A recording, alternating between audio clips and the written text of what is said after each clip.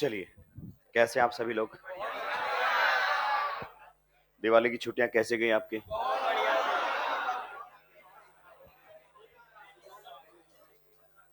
चलिए, ब्रेक के बाद शुरू करते हैं। ठीक है, तो इंट्रोडक्शन की जरूरत है। चलिए, कुछ यस कुछ नो कह रहे हैं। ठीक है, ठीक है, ठीक है, बिल्कुल जीरो लेवल से चलते हैं, वरना बाहर आके बोलेंगे कि इंट्रोडक्शन तो छोड़ दिया आपने। फिर कहाँ जीरो लेवल से आपने बातें की। तो इंट्रोडक्शन से अपन शुरू कर लेते हैं। नाम आप शेड्यूल में देख ही चुके होंगे। वो आपका दिया गया नाम है। हाँ, Yogendra Singh Yadav. In short YSY बोलते हैं। अगर YSY सर बोल लोगे तो थोड़ा अच्छा लगेगा। कई बार सीधा कॉपी पेस्ट आता है। ठीक है, अगर बात करना चाहूं अपने टीचिंग एक्सपीरियंस की, हाँ, 10+ ईयर्स का टीचिंग एक्सपीरियंस है, जिनमें से 3 साल यहाँ पर पूरे होने वाले हैं, बड़ी बात है। और 7 साल जहां से आए थे वहीं पर पूरे हुए हैं। ठीक है, अगर बात करना चाहें टॉप रैंक्स मेंटोर करने की, मेरी नहीं है भाई, ऐसे नहीं क्लेम करना कि मेरी ही रैंक्स है। मतलब जिन बच्चों की रैंक्स आई हैं उनमें ऑर्गेनिक केमिस्ट्री को मैंने डील किया है। डील करने का मतलब है जीरो से आखिरी तक, बायोमोलिक्यूल पढ़ा के नहीं या कुछ फोटो खिंचवा के, ऐसा बिल्कुल भी नहीं है।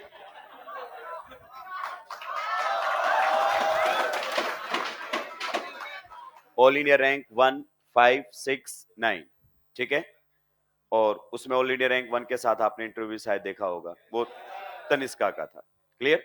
इधर की अगर अपन बात करें तो इस बार अपने 710 के 2 बच्चे थे। दोनों के ही केमिस्ट्री में 180 में से 180 है। अब मार्क्स की बात करनी पड़ती है, रैंक की नहीं कर सकते। आप समझ रहे हैं? हाँ, रैंक्स बहुत दूर चला जाता है। मार्क्स मतलब केमिस्ट्री के पार्ट पर कहीं कोई मिस्टेक नहीं है, और जो टीम उनको पढ़ा रही थी वो सेम टीम आपके बैच में भी रिपीट हो रही है, तो कहीं पर कोई दिक्कत की बात नहीं है। तो ये तो बातें हो गई मेरे बारे में। इससे मैंने ये क्लियर किया है कि मैं अपने पार्ट पर आपके सिलेबस में कहीं दिक्कत नहीं आने दूंगा। लेकिन मैं दिक्कत नहीं आने दूंगा मतलब ये नहीं कि दिक्कत आएगी नहीं, आपके पार्ट पर आ सकती है। ठीक है, तो आपको भी अपने एफर्ट्स लगाने पड़ेंगे। ये पहली बात होगी। दूसरी बात आती है, आज बच्चे भी कम है, पहले भी क्लास है, तो अपन जितनी बातें करनी है वो आज ही कर लेते हैं। उसके बाद जब भी बातें हो तो आप खुद ही टोक देना। ठीक है, वो अच्छा रहेगा। रोज रोज एक ही बात को बार बार सुन के अच्छा नहीं लगेगा। फिर अपन सब्जेक्ट पर बातें करेंगे तो वो बेटर होगा। ठीक है, चलिए दूसरी बात अगर अपन बात करें कि कितने क्वेश्चंस आपके पार्ट से आने वाले हैं, तो देखिए अपने क्वेश्चन जो रहते हैं वो वेरी करते हैं। 15 से 17 क्वेश्चंस आपके सामने रहते हैं। ठीक है, मैक्स टू मैक्स 17 आ सकते हैं, ज्यादा भी आ सकते हैं, ऐसा कोई बाउंड्री लाइन डिफाइंड नहीं है, कम भी आ सकते हैं, लेकिन ज्यादा आने के चांसेस ज्यादा है। कारण क्योंकि ऑर्गेनिक से जो पार्ट हटा है वो बहुत ही कम है, और वो हटा है जिन पर नॉर्मली हम बात भी नहीं करते थे। जैसे कि अगर अपन बात करना चाहें, कौन सा हटा? एनवायरमेंटल हटा है, जो हम डिस्कस ही नहीं करते थे। एक एवरीडे लाइफ गया है, ठीक है, वो भी मैंने कभी पढ़ाया नहीं है। तो आपने जो नहीं पढ़ाने वाली बातें थी वो गई, पॉलीमर गया। पॉलीमर से और एवरीडे लाइफ से एक क्वेश्चन जनरली होता था, तो उसका वेटेज ऑटोमेटिकली आपके रिएक्शन वाले पार्ट में बढ़ जाएगा। बाकी एज इट इज है, ऐसा नहीं हुआ हमारे यहाँ पर कि बीच में से कोई टॉपिक हट गया, पूरा चैप्टर ही हटाया हटाया है। तो alcohol, phenol, ether, aldehyde, ketones, amines, आपको लगा होगा कुछ एड ऑन भी कर दिया है प्रैक्टिकल ऑर्गेनिक केमिस्ट्री। कुछ एड ऑन नहीं है, वो ऑलरेडी एनसीईआरटी में था। हम उसको एनसीईआरटी के साथ पढ़ा देते थे, कुछ सर लोग उसको अलग पढ़ा देते हैं, बाकी वो पहले से ही था। डाइजोनियम सोल्ट आपकी एनसीईआरटी में ऑलरेडी दिया हुआ है। टॉलरेंस, फेलिंग, बेनेडिक्ट, लुकस, ये सारे टेस्ट ऑलरेडी दिए हुए हैं, तो कुछ एड ऑन नहीं हुआ है ऑर्गेनिक केमिस्ट्री के अंदर अगर अपन बात करना चाहें। ठीक है, तो 15 से 17 क्वेश्चंस की बात रहती है। हमें कितने अटेम्प्ट करने चाहिए, किस तरीके से हमारी प्रिपरेशन होनी चाहिए? देखिए अगर अपन बात करें प्री कोविड, कोविड से पहले की बातें, तो मैं खुद क्लास में बोलता था कि आपको अगर 15 से 16 क्वेश्चंस आते हैं तो आपको फोकस करना चाहिए 14 टू 13 क्वेश्चंस। 14 टू 13 क्वेश्चंस पर आपको वर्कआउट करना चाहिए। इतने क्वेश्चंस आपको लेने हैं, क्योंकि उससे आपका सिलेक्शन में कहीं कोई दिक्कत नहीं आती थी, कट ऑफ डाउन जाती थी। भाई 2-3 क्वेश्चन हमारे छूट भी गए तो कोई दिक्कत नहीं होने वाली थी, रैंक वेरी कर जाती थी पर सिलेक्शन बहुत आसानी से हो जाता था, क्योंकि कट ऑफ ही आपकी रहती थी 580, 590, 600, बस इस रेंज में रहती थी, तो अपन सेफ थे। मैं 17 के 17 क्यों नहीं बोलता था, उसके पीछे बहुत बड़ा लॉजिक है, क्योंकि हम 17 के 17 करने के चक्कर में आखिरी में 3-4 ही करने के लायक रह जाते हैं। इतना पढ़ लेते हैं कि फिर वो कवर अप ही खत्म हो जाता है, फिर अगले साल का सोचने लग जाते हैं। तो उस तरीके से हम चलते थे। फिलहाल का अगर हम सिनेरियो की बात करना चाहें तो एग्जामिनर 100% एनसीईआरटी बेस्ड क्वेश्चंस दे रहा है, मतलब टॉपिक एनसीईआरटी से ही है। क्वेश्चंस इस बार भी एनसीईआरटी के नहीं थे, टॉपिक एनसीईआरटी से थे, मतलब यही यही से क्वेश्चंस पूछे जाएंगे। तो अब हमें मतलब एटलीस्ट 15 तो सोचना ही पड़ेगा, एटलीस्ट 15। एक की गुंजाइश है गलत करने की, 2 गलत हो गए तो भी मामला अटक सकता है किसी भी सब्जेक्ट में, ओसी, आईओसी, पीसी, अगर केमिस्ट्री की बात करना चाहूं तो। हालांकि कुछ ऐसे भी होंगे कि सर मेरा तो एक ही गलत हो गया, उसकी वजह से भी वापस लौट के आना पड़ गया है। जिसके 647 हैं, जिसके 648 हैं, शायद इस दर्द को समझ सकता है। तो कोशिश, मेरा कंटेंट तो रहेगा कि आप 17 में से 17 कर पाओ, लेकिन उसके बाद आपको भी अपना दायरा सेलेक्ट करना पड़ेगा। किसी की ऑर्गेनिक केमिस्ट्री बहुत अच्छी है तो उसको दिक्कत नहीं है, वो 17 कर सकता है।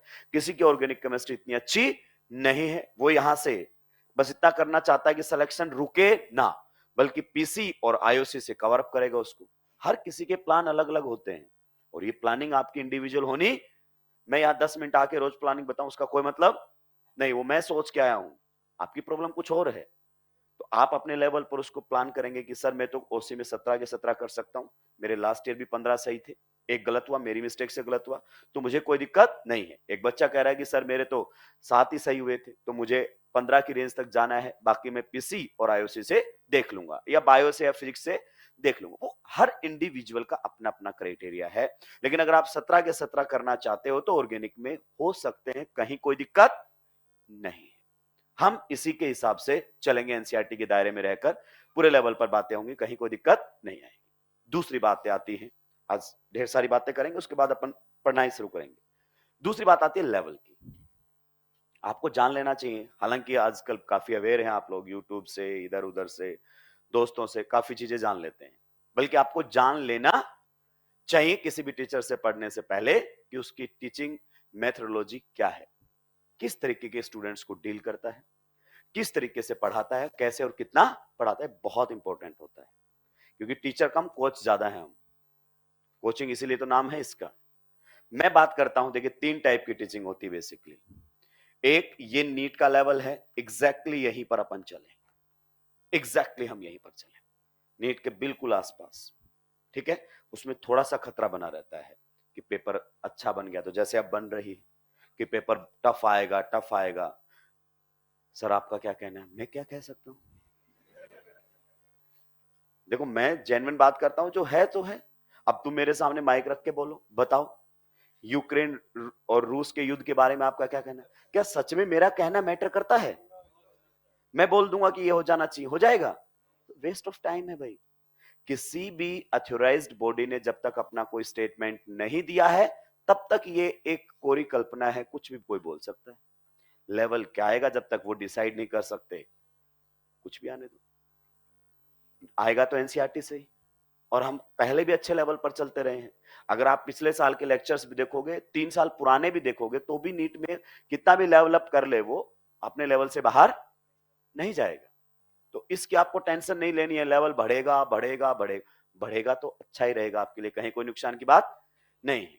तो एक तो हम बिल्कुल यहां पर चले, यहां पर थोड़ा सा खतरा रहता है कि थोड़ा सा अच्छा क्वेश्चन बना तो कहीं दिक्कत ना आ जाए, पर्टिकुलरली उन बच्चों के लिए जो ऑर्गेनिक में अपने आप को स्ट्रॉन्ग फील करते हैं।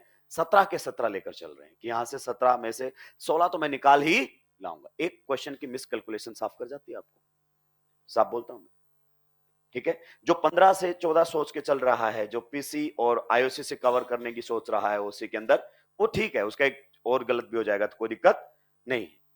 दूसरा आता है, आप यहां बात करें, ये 90% स्टूडेंट्स का कंफर्ट जोन है।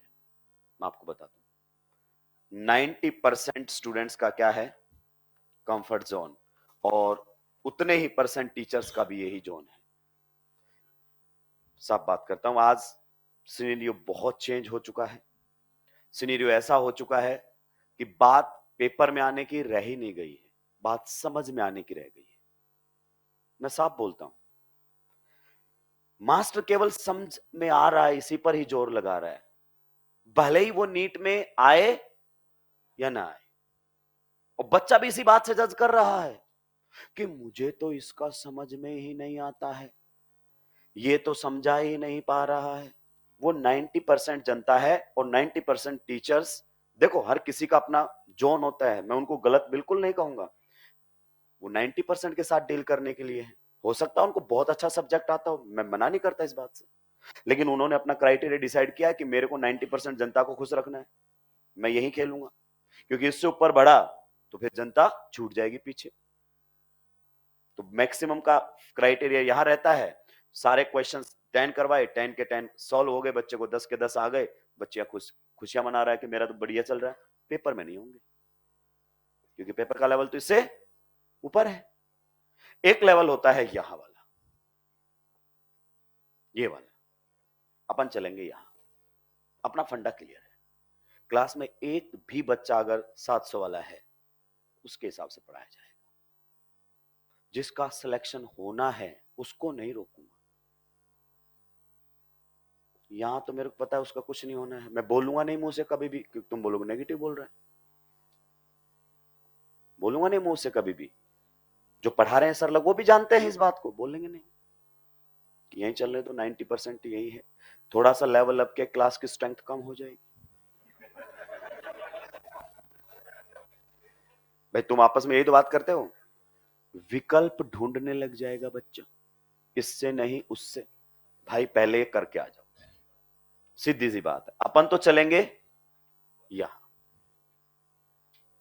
यहां चलेंगे, धीरे धीरे आपको यहां पर आना ही पड़ेगा। और मेरा सिंपल सा मानना है, हम लोग आपस में बातें करते हैं सारे सर लोग कि यार कैसे बच्चे आगे, लेवल ही नहीं है, बच्चों का कुछ लेवल ही नहीं रहा। तो मेरा ये मानना है, लेवल किसी का नहीं होता, बनाना पड़ता है। और जैसा मास्टर का लेवल होता है ना, धीरे धीरे धीरे बच्चे का वही लेवल सेट हो जाता है, अगर वो एफर्ट्स लगाएगा। नहीं लगाएगा तो वो साइड किनारे करके छोड़ के दूसरे, जैसा लेवल होता है लाइक डिजोल लाइक के साथ निकल लेता है। ऑप्शंस की कमी नहीं है, ये मैराथन है। यहां पर डिसिप्लिन, कंसिस्टेंसी आपको चाहिए ही चाहिए। आप जानते हैं ना कितना किलोमीटर दौड़ना है अप्रोक्सीमेटली? मैराथन 42 किलोमीटर्स मैराथन है।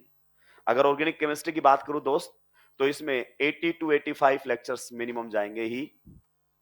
वहां पर भी आऊंगा, मैं आपको खुद को दे दूंगा, फिर आप मेरे को खुद ही डिस्ट्रीब्यूट करके दे देना ना, फिर डिस्प्यूट कम हो जाएंगे। और आपके और मेरे डिस्प्यूट जितने कम होंगे, उतना ही अच्छे प्रोग्रेस के साथ हम आगे बढ़ सकते हैं। तो ये 80 से 85 लेक्चर की कहानी है, ठीक है। अब जानते हैं ना, मैराथन की प्रैक्टिस जब करते हैं, किसी भी कोच के पास जाओगे कि सर मुझे मैराथन दौड़ना है, तो आपको डे 1 पर 42 किलोमीटर तो दौड़ाएगा नहीं। आप जानते हैं स्टेप बाय स्टेप प्रोसेस बढ़ेगा। तो जब हम स्टार्ट करते हैं इस मैराथन को, शुरुआत में मान लो एक दिन हम 1 किलोमीटर दौड़े, फिर एक्सरसाइज किया, मसल्स को रिलैक्स किया, सब बोले बढ़िया मजा आ रहा है, दौड़ लेंगे भाई, कोई दिक्कत, तेरा भाई तो दौड़ लेगा, ये कॉन्फिडेंस रहता है। फिर आप बताओ, मैं हर दिन 1 किलोमीटर दौड़ता रहूंगा क्या? This is your comfort zone.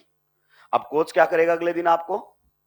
2 kilometre, 3 kilometre, 5 kilometre, 10 kilometre. और आप जानते हो 10 किलोमीटर और 11 किलोमीटर जब आप आगे जाएंगे, आसान तो, ये तो आप सब जानते हो। अगर मैं आपको बोलूं कि कोई कोच है, उसके पास 500 बच्चे आए हैं मैराथन दौड़ने के लिए, खुद लगाओ कैलकुलेशन, 500 बच्चे हैं, तुम बताओ 500 में से 42 किलोमीटर दौड़ने वाले कितने बचेंगे आखिरी दिन? आधे ज्यादा चले जाएंगे, और उसको आप सब कहते हुए और जाएंगे, पागल हो गया ये। शुरुआत में सही था ये, 1 1 किलोमीटर दौड़ाता था, बढ़िया बातें करता था, रिलैक्स करवाता था।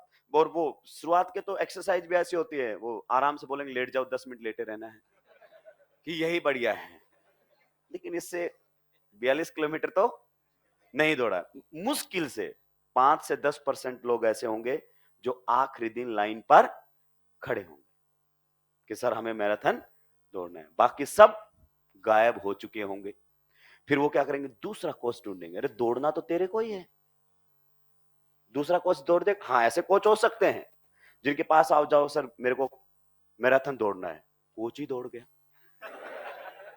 कि सर पूरी बात तो सुनो बेटा, मैं दौड़ रहा हूं ना, तू बैठ, मैं अभी दौड़ के आया 42 किलोमीटर। बच्चा बोलेगा सर थक गया, अरे कोई बात नहीं है, कल बस। अरे मस्त कोच मिला है यार, सर मैं अरे बस, कल और ताकत के साथ दौड़ेंगे। कल दौड़ा था 10, आज दौड़ रहा है 7, अगले दिन दौड़ रहा है 5। कोच जितना सॉफ्ट, परफॉर्मेंस उतनी घटिया। घटिया, समझ रहे हो? और हम टीचर आजकल ऐसे ही हो रहे हैं, एकदम सॉफ्ट, बच्चे को बुरा लगना ही नहीं तो क्लास छोड़ देगा। मैंने ये डर निकाल दिया है, निकाल दिया है। छोड़ देगा तो कोई बात नहीं, अगले साल आएगा, उससे अगले साल आएगा। पढ़ना है, दौड़ना है तो आना तो सीधी बात है भाई, और कोई है ही नहीं। तू 10 भी सही कर लेगा, लेकिन 10 से भी काम नहीं चलेगा। कम से कम 15 वाला है, और फिर धीरे धीरे लेवल अपना बढ़ेगा। एग्जामिनर 10 क्वेश्चन तो ऐसे देता है, बहुत आसान आसान, 2-3 थोड़े मुश्किल, और 3-4 ऐसे देता है जो अच्छे वाले होते हैं, जो सिलेक्शन डिसाइड करते हैं आजकल। 3 ऑर्गेनिक में गलत करवा दो, 3 फिजिकल में, 3 आईओसी में, टोटल कितने करवा दिए? हो गया सिलेक्शन।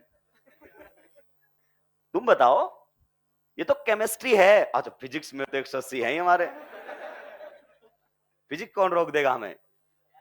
ऐसे ही करता है एग्जामिनर हर बार, हर बार। पहले 650 को लेके चलते था, वो भी नहीं रहा। यही करता है एग्जाम। बच्चा बोलता है 12 तो मैंने सही कर ही दिए थे, तो 12 ही होंगे। उसके बाद धीरे धीरे लेवल वो अपना लाता है, क्वेश्चंस में रोकने की कोशिश करता है। 10 क्वेश्चन तो मैंने उससे पढ़कर ही कर दिए। 10 तो ऐसे पूछता है कि बताओ मैक्सिमम बॉलीवुड फिल्म्स में शाहरुख खान का नाम क्या रहता है, अजय या राज? 10 तो ऐसे देता है वो कि तू कर ले, कोई फर्क ही। कहता 500 तक आ तू, कोई दिक्कत, उसके बाद रोकूंगा। एक एक क्वेश्चन पर रोकेंगे। ये मैराथन है दोस्त।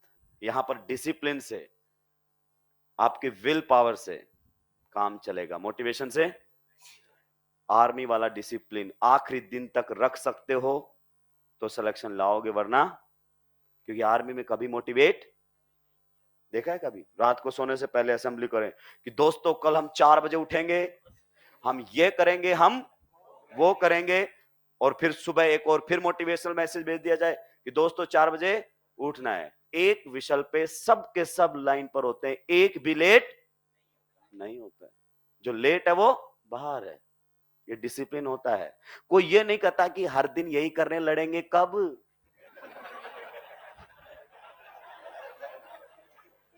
समझ रहे हो आप? ड्रिल होती है हर दिन, बिल्कुल ऐसी प्रैक्टिस होती है जैसे कल ही लड़ाई, और कुछ तो रिटायर हो जाते हैं लड़ाई।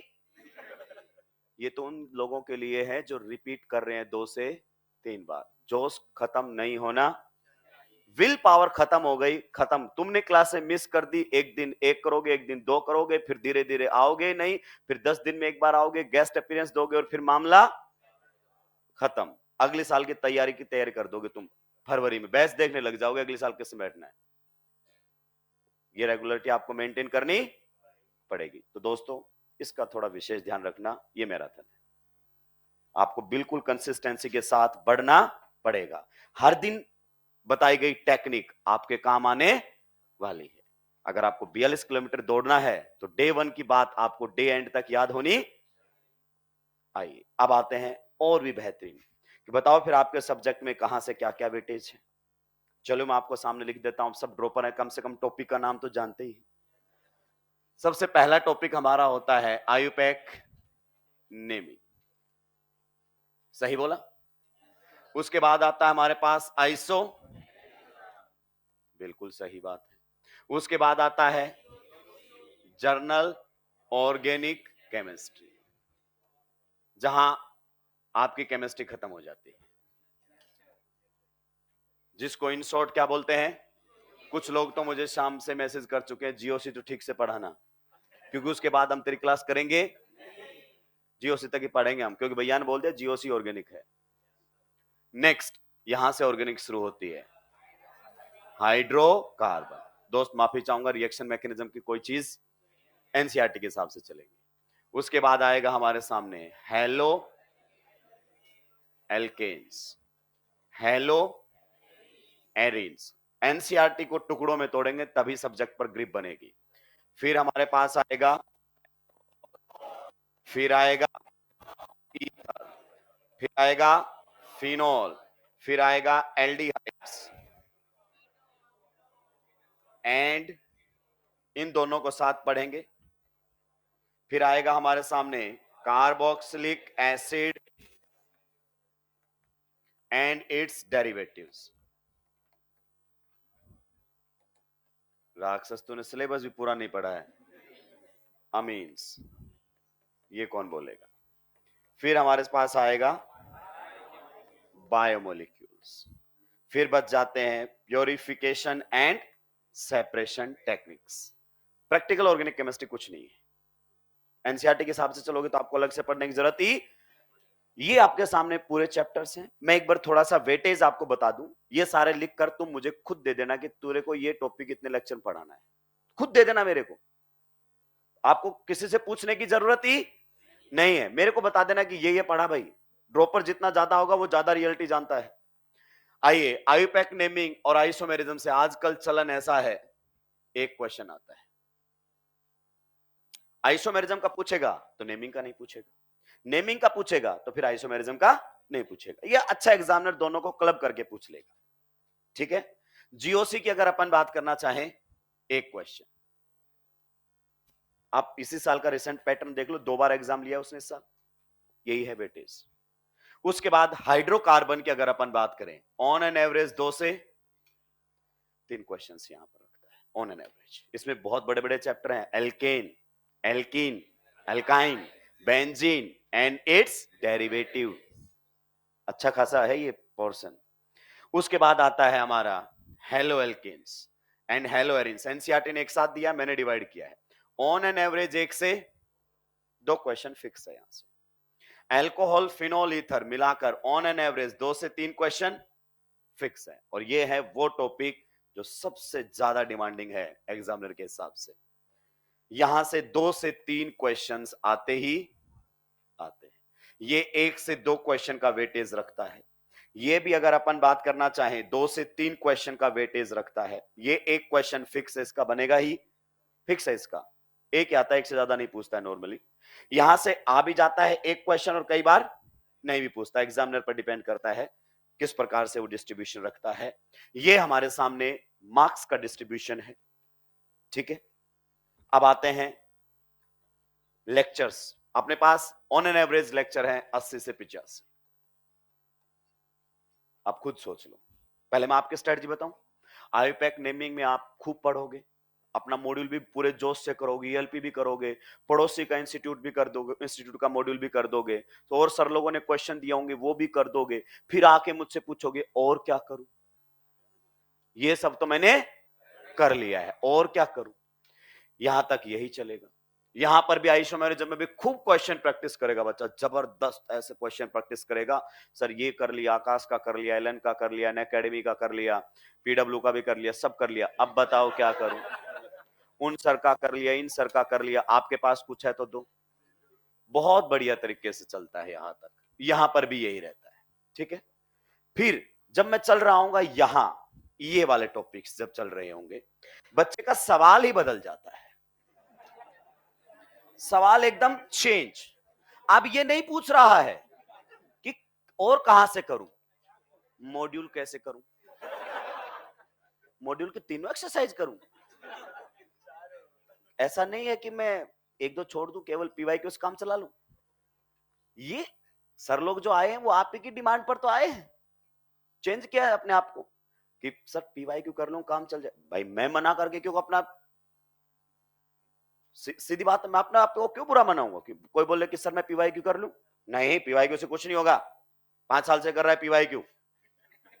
बच्चों को बुरा लग जाएगा कि एक्चुअली ये मार्केटिंग है, वो यही सुनने के लिए आया है जो वो कह रहा है कि बस ये कह दे कि हाँ पीवाईक्यू ही काफी है। तो मैं खुश होके चला जाऊं। बच्चा इसीलिए पूछता है, मैं 10 साल से समझ गया हूं बच्चे की स्ट्रेटजी। जब वो ये कहता है ना कि सर ईएलपी रहने दूं, इसका मतलब उसको नहीं करना, यही बोल। अगर मैंने बोल दिया नहीं ईएलपी तो हर हाल में करनी ही, तो वो दूसरे मास्टर से पूछेगा जाके, सर ईएलपी छोड़ दूं क्या? दूसरा बोलेगा अरे बेटा कोई दिक्कत, मेरे नोट्स हो गए, हाँ कोई जरूरत नहीं ईएलपी की। सर पीवाई क्यू, अरे पीवाई क्यू बाहर एक भी नहीं आएगा। ये देखिए है, मैं भाई तेरे को कह रहा था ना, दिमाग खराब कर रहा था वो। पीवाई क्यू में कितने क्वेश्चन है? 17, और वो कितने करवा रहा था अपने से? 150। कौन करेगा 150? पागल हो गया था वो बच्चा। जो कहने के लिए क्वेश्चन पूछ रहा है ना, इसका मतलब क्लियर है, वो उसको वो हाँ सुनना है मास्टर से। तो यहां सवाल बदल जाते हैं। एक्सरसाइज कैसे करूं? सारी एक्सरसाइज करूं? पीवाईक्यू से काम नहीं चलेगा क्या? सिलेबस कब खत्म होगा? ये आता है मोस्ट इंपोर्टेंट। जहां क्वेश्चंस का वेटेज बढ़ रहा है, जहां ये पूछना चाहिए कि सर और कैसे क्वेश्चंस प्रैक्टिस करने चाहिए, क्या वैरायटी मुझे देखना चाहिए, वहां सवाल है और कितने लेक्चर लगेंगे? आना बंद कर दूं, ऑनलाइन से काम चल जाएगा, वन शॉट कब आएगा? एकदम चेंज। अब बोलो मैं क्या बोल रहा हूं? नहीं नहीं बेटा, मैं साहब अभी एक्सेल में पढ़ा गया हूं 12th में, साहब बोल गया हूं इस टॉपिक में 400 क्वेश्चन नहीं किए, हाथ नहीं रखने देगा क्वेश्चन पर एग्जामिनर। क्योंकि टॉपिक वाइज चलते हो तो बात अलग है, और जब पूरा ऑर्गेनिक साथ आता है तो बात अलग है। समझ में नहीं आता, तांडव करता है ऑर्गेनिक केमिस्ट्री सामने। जब आप गिरगिनाट पढ़ोगे ना, तो 10 क्वेश्चन गिरगिनाट के करूंगा, तुम्हें लगेगा कि कुछ है ही, लेकिन जब मिक्स होकर आएगा गिरगिनाट तो पता ही नहीं चलेगा करना क्या है इसका। इसलिए क्वेश्चन प्रैक्टिस यहां करनी ही, और यहां बच्चा एकदम अपने आप को सरेंडर कर चुका है। तो कैसे होगा सिलेक्शन? ये मैराथन है। यहां तक क्वेश्चन है और कहां से करूं, ये कर लिया वो कर लिया, सब समझ में आ रहा था यहां तक, यहां समझ में नहीं आ रहा, क्योंकि साइकोलॉजी चेंज हो चुकी है, समझना चाहता ही नहीं है। हमेशा ध्यान रखना, समझ में आता, समझना पड़ता है, पड़ेगा समझना। जो 42 किलोमीटर आखिरी तक दौड़ेगा ना, दौड़ता हुआ बहुत आसान नजर आएगा आपको, अरे यार मैं भी दौड़ लेता, लेकिन उसने हर दिन मेहनत की है, और आपके पास और कोई विकल्प है भी नहीं। जो ड्रॉपर है वो जानते हैं उनकी किस्मत बहुत अच्छी नहीं है। +2 वाला ऐसा सोचता है कि शायद आंसर में कुछ हाईलाइटेड रहता है, 4 ऑप्शन में कुछ मैं गौर से देखूंगा तो टिक लगा हुआ मिलेगा, टिक मैं लगा दूंगा। उसको हम बोलते हैं ना बेटा सिलेक्शन रेशियो <2% है। तो उसके दिमाग में एस देवगन वाली बात चलती है, एक सीट चाहिए अपने को। एस देवगन तो बनना ही नहीं है कि 2 मोटरसाइकिल पे पैर रख के आऊंगा। मेरे को कितनी चाहिए? एक। और सर ने डे 1 पर ही बोल दिया था तेरे को कितनी सीट चाहिए? बस 24,000 में एक नहीं देगा क्या? क्या पता पहले बुला के मुझे बोलते तू अपनी एक ले निकल, फिर मैं काउंसलिंग शुरू कर देता हूं। सबको ही एक चाहिए। जो 24 लाख फॉर्म भरेंगे सबको ही, किसी को एस देवगन नहीं बनना है कि 2-2 पे पैर रख के बैठेगा। उस एक की ही लड़ाई कुछ लोग 3-4 साल से लड़ रहे हैं। तो भाई सोच समझ कर, रिपीटर्स को तो और भी सोच समझ कर, क्योंकि आपको 0 से और 42 किलोमीटर दौड़ना ही पड़ेगा। कोई आखिरी में नहीं है कि 600 तक तो तू दौड़ लिया था, अब आखिरी के 100 दौड़ ले। 0 से 600 लाना ही पड़ेगा, और उसके लिए क्लास में अपने आप को मेंटेन कर पाना इतना आसान नहीं होगा। इसलिए मैं आर्मी का ऑप्शन देता हूं, क्योंकि वहां सवाल कभी होता ही वन वे कम्युनिकेशन है। ड्रिल करना है तो करना है, पूछता नहीं लड़ाई कब होगी, कहते ही हो जाएगी दोनों की। सही कह रहा हूं ना? ऑफिसर से जब भी पूछ लिया कि लड़ाई हो गई शुरू, इसी दिन से अगले दिन से पनिशमेंट मिलना शुरू हो जाएगा उसको। तो आपको इसी तरीके से अपने आप को रिटेन करना है। आप आराम से प्लानर बना लो, ये है कि सर इस हिसाब से लेक्चर का डिस्ट्रीब्यूशन है, बता दो ऐसे पढ़ाना है। या तो शुरुआत में धीरे चलूं, आखिरी में फिर पेन ना टिकने दूं, या फिर शुरुआत में जहां इतनी ज्यादा जरूरत फालतू की पीएचडी नहीं करनी है। देखो ये वाले पोर्शन ऐसे हैं जिनसे क्वेश्चंस बन जाते हैं, और जिनके ये नहीं बने ना, मैं बोलता हूं फिर उसका कोई मतलब भी नहीं है। सही बोल रहा हूं ना? तो इस पार्ट को जल्दी से जल्दी कवर करेंगे, इस पार्ट पर फोकस करेंगे।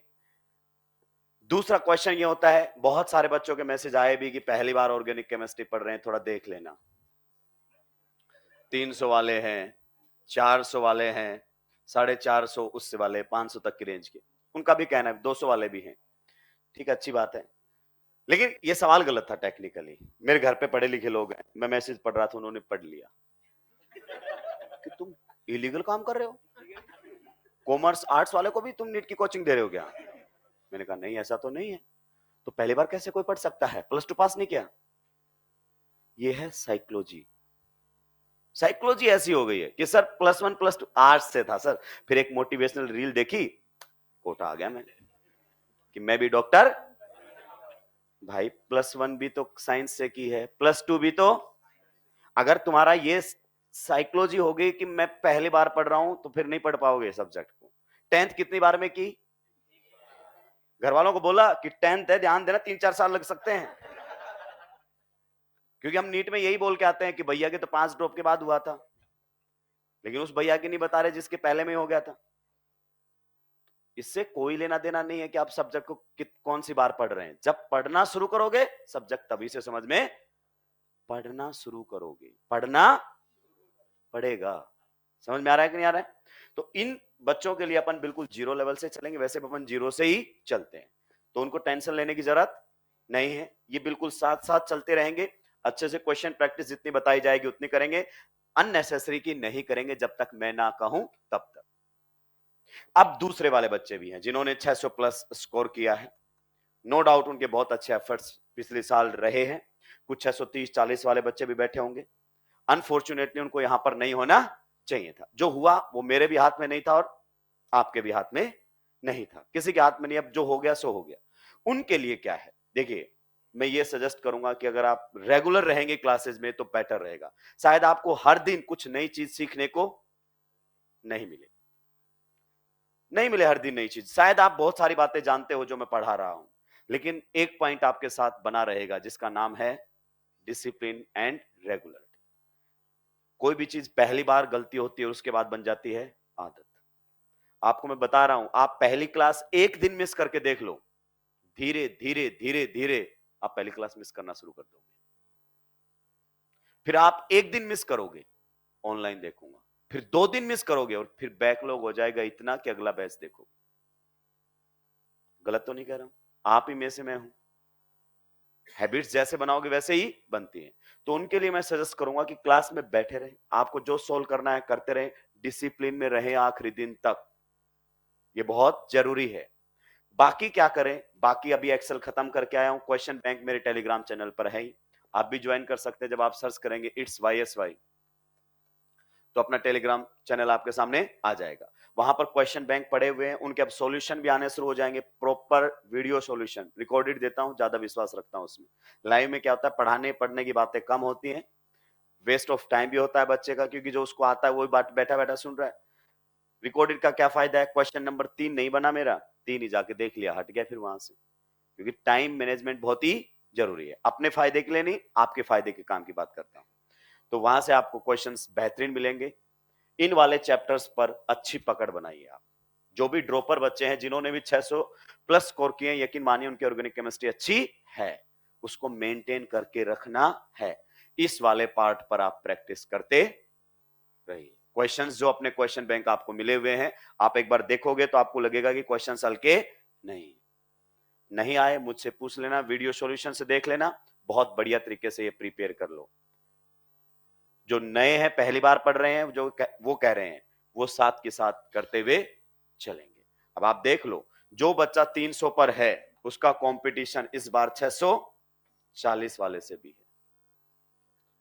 बहुत सारे तो आप में से ऐसे होंगे जिसके माइनर में 640 ही नहीं आए हैं, और बहुत सारे ऐसे हैं जो 640 फाइनल एग्जाम में ला चुके हैं। तो दोस्त इस बार कंपटीशन थोड़ा टफ है, क्योंकि नॉर्मली ये बच्चे कॉलेज में चले जाते थे 610 प्लस वाले, इस बार बेचारे बैठे हुए हैं। और भाई साहब वो कहते हैं ना, दूध का जला छाछ को भी फूंक मार मार के पीता है। वो इस बार 640 की सोची, उसके साइकोलॉजी चेंज हो गई है कि 680 690 का टारगेट लेकर ही चलना पड़ेगा, क्योंकि उसने 650 का टारगेट लिया बेचारे ने, तब यहां पहुंचा था वो। तो कंपटीशन सीट तो फिक्स है, और ये अच्छा कंपटीशन देंगे क्योंकि क्वालिटी ऑफ स्टूडेंट्स हैं, ये कचरा नहीं है। आपको एफर्ट्स तो बढ़ाने, क्लियर हो गई है। और आपके बिहाफ पर कोई बात हो, मैंने अपने लेवल पर जो बातें करनी थी वो कर ली है, ताकि एक बार हम पढ़ना शुरू करें तो बस पढ़ने और पढ़ाने की ही बातें हो। क्लास में आपको मेंटेन रहना पड़ेगा, अगर सब्जेक्ट को सीखना है तो गेस्ट अपीयरेंस ना दे।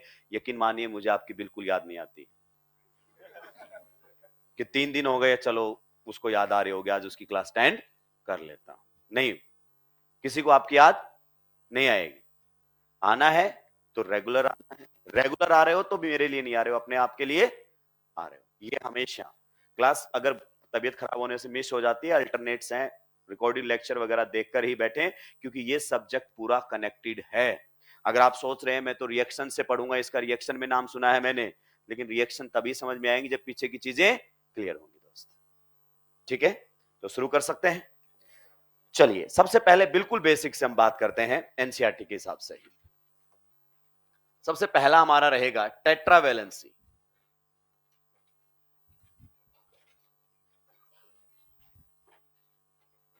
Tetravalency of carbon. लीजिए अब हमने पढ़ाना शुरू कर दिया है। अब अगर मैं टाइम वेस्ट करूं तो आप बिल्कुल टोक सकते हैं, कहीं कोई दिक्कत नहीं है। उसी में आपका और मेरा दोनों का फायदा है। Tetravalency of carbon. Carbon normally आपके 4 बॉन्ड बनाता है। ठीक है सर, हम सब जानते हैं, लेकिन जो नहीं जानते उनको अपने साथ लेकर चलना है, और जो जानते हैं शायद उनको भी कुछ अच्छी बातें सीखने को मिले। अगर हम बात करें कार्बन की, तो कार्बन का एटॉमिक नंबर होता है 6 और एटॉमिक मास होता है 12। C6 और ये होता है 6 और ये होता है 12। हमें अगर बॉन्डिंग की बात करनी है तो हमारे लिए एटॉमिक नंबर काम का है, एटॉमिक मास काम का नहीं है। इसका मतलब इसके वैलेंस सेल में कितने इलेक्ट्रॉन्स, मतलब इसके पास कितने इलेक्ट्रॉन्स हैं? 6। अगर मैं इसका इलेक्ट्रॉनिक कॉन्फ़िगरेशन लिखना चाहूं, आप साथ साथ लिख सकते हैं, ground state electronic configuration. Ground state electronic configuration, कई जगह दोस्तों एब्रिविएशन का इस्तेमाल करूंगा, वो जब मैं बोलूंगा तो आपको क्लियर हो जाएगा। ग्राउंड स्टेट इलेक्ट्रॉनिक कॉन्फ़िगरेशन, ई कॉन्फ़िगरेशन मतलब इलेक्ट्रॉनिक कॉन्फ़िगरेशन। आइए, आप आईओसी पढ़ चुके हैं बहुत ही बेहतरीन लेवल पर, तो ये रहेगा 1s2 2s2 और 2p2। टोटल कितने इलेक्ट्रॉन्स है इसके पास? 6। तो ये रहेगा। अब हम बात करते हैं वीबीटी की। किसकी बात करते हैं? वीबीटी। ध्यान रखिए, वर्ड्स बहुत ही क्लियर होंगे मेरे, बहुत ही क्लियर। आईओसी की अगर कोई बात इन्वॉल्व है तो क्लियरली मेंशन करेगा। वीबीटी ये बात मानती है कि पहला बॉन्ड सिग्मा होता है, एमओटी, तो सारी बातें क्लियर कट करता हुआ चलूंगा मैं। अगर मैं बात करता हूं वीबीटी की, तो वीबीटी बोलता है कि आपका वैलेंस सेल वाले इलेक्ट्रॉन्स ही बॉन्ड फॉर्मेशन में पार्टिसिपेट करते हैं। वैलेंस सेल दोस्त वो होते हैं जिसमें आपका मैक्सिमम प्रिंसिपल क्वांटम नंबर होता है। जो ये भी नहीं जानते हैं वो बता दूं, ये नंबर जो लिखे हुए हैं ये हाईएस्ट होना चाहिए। जैसे 2 वाले हाईएस्ट हैं तो यही पार्टिसिपेट करेगा, 1 वाला पार्टिसिपेट नहीं करेगा। अगर मैं इसको ऑर्बिटल डायग्राम से लिखना चाहूं तो बताइए 2s ऑर्बिटल के अंदर फिलहाल कितने इलेक्ट्रॉन्स हैं? 2। और बताइए p के अंदर कितने इलेक्ट्रॉन्स हैं? 2। और p ऑर्बिटल्स होते कितने हैं? 3, px py pz। तो यहां पर सिंगल सिंगल पहले जाएंगे, तो ये आपके सामने रहेगा 2p 2px 2py 2pz में मैंने बात नहीं की है, ये हमारे सामने रहेगा। अब वीबीटी अगली बात और बोलता है कि जो आपके बॉन्ड बनाते हैं ना, वो बनाते हैं अनपेयर्ड इलेक्ट्रॉन्स। कौन बनाते हैं? अगर आप कार्बन से ग्राउंड स्टेट में आप पूछो कि मैक्सिमम कितने बॉन्ड बना पाएगा अभी, तो ये बना पाएगा 2, बिकॉज इट हैज 2 अनपेयर्ड। सही बात है कि नहीं? अगर ये 2 बॉन्ड बना लेगा दोस्तों, समझिए वैलेंस सेल की बात करें तो 2 इलेक्ट्रॉन तो s के अंदर पड़े हुए, ये पड़े हुए, और 2 इसने क्या बना लिए हैं? बॉन्ड। मान लो हाइड्रोजन से ही बना लिए, एक ये बना लिया है और एक ये बना लिया है। अब बताइए कार्बन के वैलेंस सेल में इस मॉलिक्यूल में कितने इलेक्ट्रॉन्स हो गए? कार्बन के वैलेंस सेल में इस मॉलिक्यूल के अंदर तो 2 तो ये रहे, और ये जब इलेक्ट्रॉन शेयर करता है तो इसके वैलेंस सेल में ही काउंट होते हैं। 2 4 और 2, बताइए वैलेंस सेल में कितने इलेक्ट्रॉन्स हुए? ऑक्टेट तो कंप्लीट। आप जानते हैं कि मॉलिक्यूल एटम ऑक्टेट के लिए सारी कहानी कर रहा है, स्टेबल होना चाह रहा है, तो इस कंडीशन में तो ये अपना ऑक्टेट कंप्लीट नहीं कर पाएगा।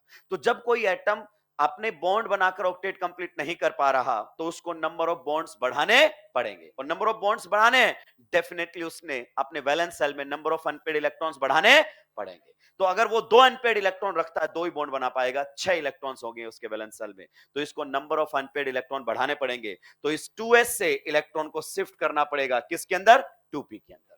ये जो आपका ट्रांजिशन है ये वैलेंस सेल में ही हो सकता है, आपका 1s का उधर नहीं जा सकता। जिनमें प्रिंसिपल क्वांटम नंबर सेम और मैक्सिमम होगा उन्हीं में ये कहानी हो सकती है। और ये जो कहानी हो रही है ये फ्री ऑफ कॉस्ट नहीं है, क्योंकि आप जानते हैं 2s से ज्यादा एनर्जी किसका होता है, 2p का एनर्जी हाई होता है, तो एनर्जी देना पड़ेगा।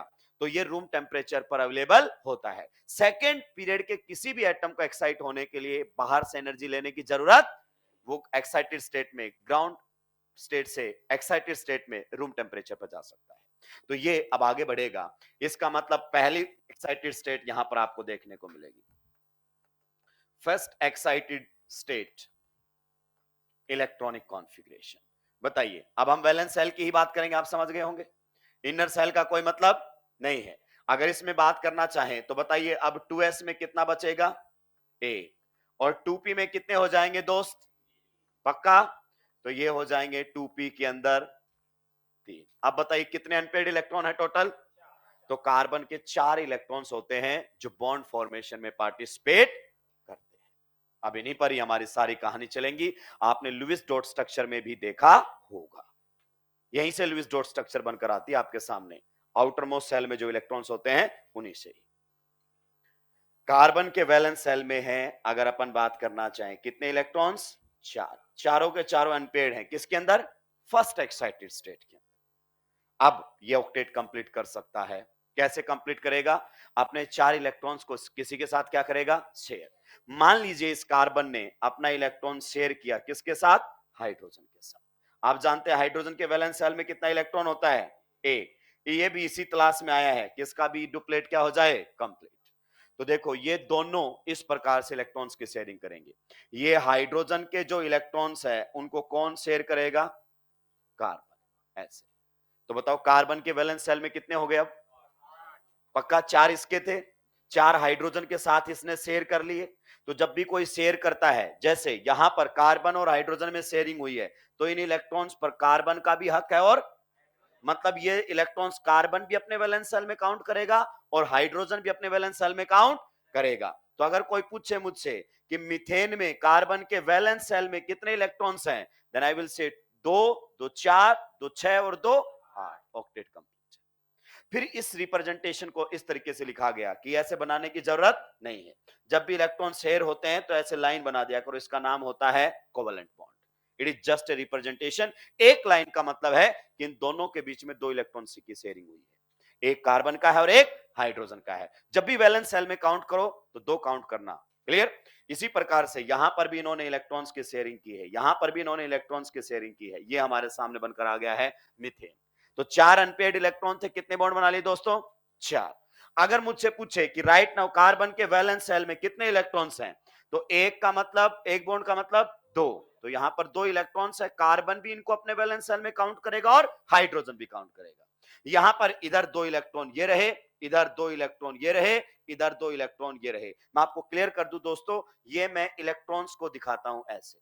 अगर मैं ऐसे दिखाया है इसका मतलब 1 इलेक्ट्रॉन है, अगर मैंने इसको ऐसे दिखाया है इसका मतलब 2 इलेक्ट्रॉन्स है। तो बॉन्ड में 2 इलेक्ट्रॉन्स होते हैं, मैं इनको ऐसे दिखाता हूं। तो राइट नाउ कार्बन के वैलेंस सेल में कितने इलेक्ट्रॉन्स हो गए हैं, 8। बताइए ऑक्टेट कंप्लीट कि इनकंप्लीट, तो यहां पर आप लोगों के सामने देखने को मिलेगा क्या, कंप्लीट ऑक्टेट।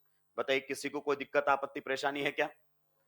नेक्स्ट, यानी कि कार्बन टोटल जब 4 बॉन्ड बना लेता है तो उसके पास कोई अनपेड इलेक्ट्रॉन, देख लो कार्बन के वैलेंस सेल में कितने इलेक्ट्रॉन्स हैं, 4। 4 बॉन्ड बनाते ही चारों के चारों बॉन्डिंग में इन्वॉल्व हो गए, कोई अनपेड इलेक्ट्रॉन नहीं बचा, क्लियर। कोई चार्ज भी नहीं आएगा जब वो 4 बॉन्ड बनाएगा तो, ठीक है। 4 टोटल होने चाहिए, सिग्मा पाई सब मिलाकर, चारों सिग्मा ही हो इसकी कोई गारंटी नहीं है। जैसे आप जानते हैं यहां पर भी कार्बन ने कितने बॉन्ड बनाए हुए हैं, 4। उनमें से आप जानते हैं पहला bond according to VBT sigma और दूसरा बॉन्ड पाई है। तो यहां पर भी इस कार्बन के टोटल 4 बॉन्ड हैं, सिग्मा पाई दोनों मिलाकर। चारों सिग्मा ही हो जरूरी नहीं है, टोटल 4 होंगे, सिग्मा प्लस पाई। इस प्रकार से भी कार्बन अपने 4 बॉन्ड बना सकता है कि पाई एक से ज्यादा भी हो सकते हैं। जैसे ये वाला बॉन्ड कैसा है, सिग्मा, ये वाला भी कैसा है, सिग्मा, क्योंकि पहला बनने वाला बॉन्ड दो एटम्स के बीच में दोस्त सिग्मा, और बाकी सारे, तो यहां पर 2 बॉन्ड कैसे हुए, पाई, अकॉर्डिंग टू वीबीटी। तो इस कार्बन पर फोकस करो, कितने बॉन्ड है इसके, 1 2, 2 सिग्मा और 2, टोटल 4 है। तो कार्बन टोटल 4 बॉन्ड बनाता है in its first excited state, sigma plus pi दोनों मिलाकर। नोट करेंगे, आगे बढ़ूंगा। ये वैलेंस सेल में इलेक्ट्रॉन काउंट करना बहुत जरूरी है, क्योंकि आप फैलोगे कहां जाकर, जब मैं कंपेयर करवा रहा हूँ stability of resonating structures. Sir मुझे पता ही नहीं चल रहा कहां ऑक्टेट कंप्लीट है, कहां नहीं है, किसके वैलेंस सेल में कितने इलेक्ट्रॉन्स है, तब वापस आने का समय नहीं होगा। बिल्कुल बेसिक से चल रहे हैं, आज जो चीज पढ़ी है यकीन मानिए आगे काम आएगी ही आएगी।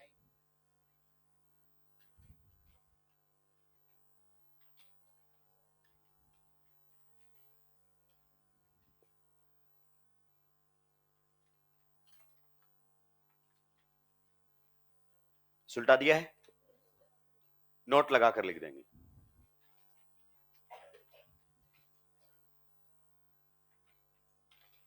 Carbon forms 4 bonds, carbon forms 4 bonds, carbon forms 4 bonds with 0 formal charge, carbon forms 4 bonds with 0 formal charge।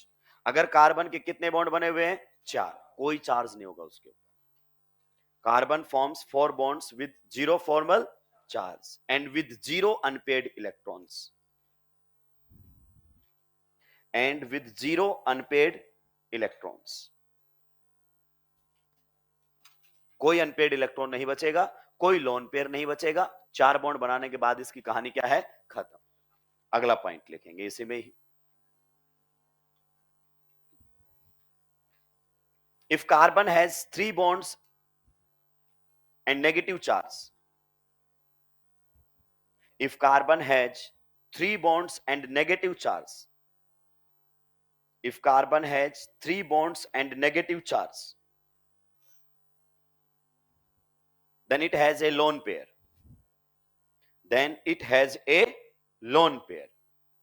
if carbon has 3 bonds and negative charge, then it has a lone pair। Bracket में लिख सकते हो complete octet, bracket में लिख दीजिए complete octet. मैंने 3 bond बोले हैं, वो सिग्मा पाई सब मिलाकर है दोस्त। आइए अच्छी चीजें सीखने को मिलेंगी। समझिए, सबसे पहले अगर मैं आपसे पूछना चाहूं एक एटम ओवरऑल कैसा होता है, न्यूट्रल। जितने नंबर ऑफ इलेक्ट्रॉन्स उतने नंबर ऑफ प्रोटॉन्स, न्यूट्रल होता है ओवरऑल।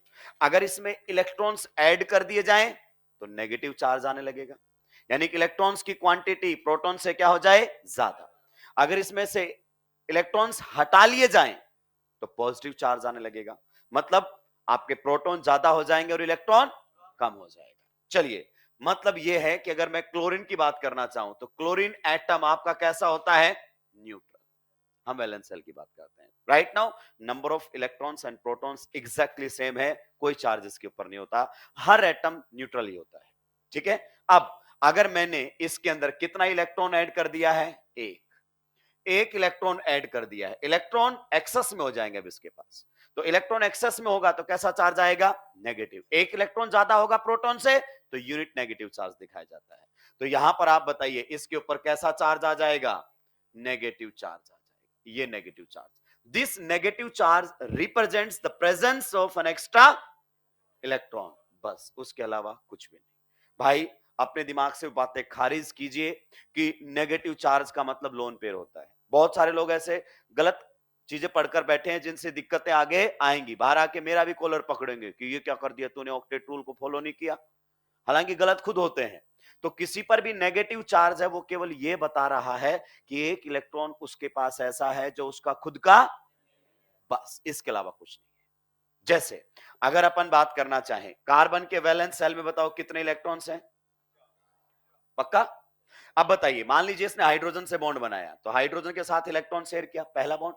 फिर इसने हाइड्रोजन से इलेक्ट्रॉन शेयर किया, दूसरा बॉन्ड। फिर इसने हाइड्रोजन से इलेक्ट्रॉन शेयर किया, तीसरा बॉन्ड। अगर ये 3 बॉन्ड बना लेता है ना दोस्त, तो इसके पास एक इलेक्ट्रॉन अनपेड बच जाएगा, ऐसे रहेगा। लेकिन अगर मैं इसको एक इलेक्ट्रॉन एक्स्ट्रा ऐड करवा दूं कहीं से भी, तो इस पर कैसा चार्ज आ जाएगा? This negative charge just represents the presence of an extra electron. Carbon के पास एक ऐसा इलेक्ट्रॉन है जो इसका खुद का, इसी को मैंने ट्रिक के तौर पर आपको बता दिया। अगर कार्बन पर नेगेटिव है ना 3 बॉन्ड के साथ, मतलब उस पर क्या है? लोन पेयर बन गया ना। लोन पेयर, एक पहले अकेला था, अब एक इलेक्ट्रॉन और आ गया, तो 2 इलेक्ट्रॉन हो गए, तो ये लोन पेयर का काम करता है। आप इसको ऐसे भी लिख सकते हैं दोस्त, अगर अपन बात करना चाहें तो आप इसको दोस्त ऐसे भी लिख सकते हो। ध्यान से सुनते हुए जाना, ये छोटी बातें नहीं है, ये आपके क्वेश्चन को रोक लेंगी। दोनों रिप्रेजेंटेशन करेक्ट है। लेकिन कुछ लोग बाहर आके मुझे फिर बोलेंगे कि सर आपने नेगेटिव और लोन पेयर दोनों नहीं दिखाने थे, क्योंकि अब तो कार्बन के वैलेंस शेल में कितने इलेक्ट्रॉन कर दिए? 10। अरे भाई कैसी बात कर रहे हैं? क्या ऐसे दिखा सकता हूं मैं इसको? मतलब आप सोचिए, अगर किसी ने आपको बताया है तो उसका खुद का लेवल क्या रहा होगा? ये कार्बन के वैलेंस शेल में कितने इलेक्ट्रॉन आ गए? अगर अपन बॉन्ड वाले हटा दे तो भी कितने हो गए? 5। एक इलेक्ट्रॉन कहां से लाया, और लाया तो चार्ज कैसे नहीं दिखाया तूने? तो ये रिप्रेजेंटेशन सही, ये गलत रिप्रेजेंटेशन है कि या तो नेगेटिव दिखा या लोन पेयर दिखा, दोनों मत दिखा। दोनों दिखा, यही सही है। ये सही रिप्रेजेंटेशन है या ये? क्योंकि नेगेटिव चार्ज का मतलब एक एक्स्ट्रा इलेक्ट्रॉन है, तो खुद वाला काउंट होते लोन पेयर अपना बन जाएगा। लेकिन ये दिखाना गलत है। फिर बच्चा सोचता है कि नेगेटिव का मतलब तो क्या होता है? Lone pair. ऐसा नहीं है दोस्त, ये आपके घर की कॉन्सेप्ट्स हैं।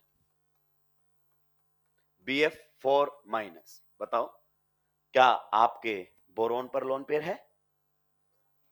नहीं है। इसके पास एक एक्स्ट्रा इलेक्ट्रॉन है, जिसकी वजह से इस पर नेगेटिव चार्ज है, जो इसका खुद का नहीं है। तो दोस्त नेगेटिव चार्ज का मतलब लोन पेयर नहीं होता है। नेगेटिव चार्ज का मतलब होता है presence of an extra electron, that's it. उसके अलावा कुछ भी नहीं है। अगर आपने लुईस डॉट स्ट्रक्चर कभी बनाई हो BH4-, तो ये माइनस बोरोन पर होता है, क्योंकि बोरोन कितने बॉन्ड बना कर रखता है? 4। ये इस नेगेटिव चार्ज को कभी शेयर कर ही कभी नहीं शेयर कर पाएगा, क्योंकि ये तो एक्स्ट्रा इलेक्ट्रॉन था जो कि बॉन्डिंग में इन्वॉल्व हो गया, बॉन्ड बना लिया उसकी वजह से उसने। तो ये बस ये बता रहा है कि इसके पास एक इलेक्ट्रॉन एक्स्ट्रा है बोरोन पर, जो इसका खुद का। ये लोन पेयर के बारे में कोई इंफॉर्मेशन नहीं देता है। तो जब भी कार्बन पर 3 बॉन्ड के साथ नेगेटिव दिखे, आप मानकर चलना उस पर लोन पेयर होगा। जैसे अब इसको ऐसे भी लिखा जा सकता है। आप बोलोगे कि सर ये कहां काम आएंगे? अरे भाई ये बहुत बेसिक बातें हैं, इनकी वजह से 2-2 कोड़ी के क्वेश्चंस आप गलत कर दोगे। दिखा सकता हूं ऐसे? दिखाइए सर, कहीं कोई दिक्कत नहीं है। अगर मैं लोन पेयर नहीं दिखाऊं तो चलेगा, लेकिन मुझे चार्ज तो बताना ही। अब मुझे साफ पता चल जाएगा कि लोन पेयर है कार्बन के ऊपर। ऐसा नहीं है कि ऐसा ही दिखाया जा सकता है, ये आपके सामने है, यहां पर कैसा है? Negative charge. या फिर मैं इसको ऐसे भी दिखा सकता हूं, ये मेरी मर्जी है, चार्ज मुझे हर हाल में मेंशन करना ही। क्लियर? ये AIPMT में आया हुआ क्वेश्चन है। ऐसे स्ट्रक्चर बनाकर दिया था, पूछा था what is the hybridization state of the terminal carbon. जनता से निकला ही नहीं, क्योंकि लोन पेयर काउंट ही नहीं किया। सिग्मा प्लस दिखाई नहीं लोन पेयर, वो नहीं बताया, बताएगा थोड़ी। लोन पेयर बताएगा तो बता नहीं देगा थर्ड आंसर सही है। नोट कीजिए, आगे बढ़ूंगा। जल्दी जल्दी लिखेंगे भाई, स्पीड मेंटेन करेंगे। आपकी नोटबुक कभी भी देखकर वेरी गुड नहीं लिखा जाएगा, यानी कि आपको मास्टर को इंप्रेस नहीं करना है, तो फिर कोई मतलब भी नहीं रहा। ऐसा लिखिए कि बस आपको समझ में आ जाए।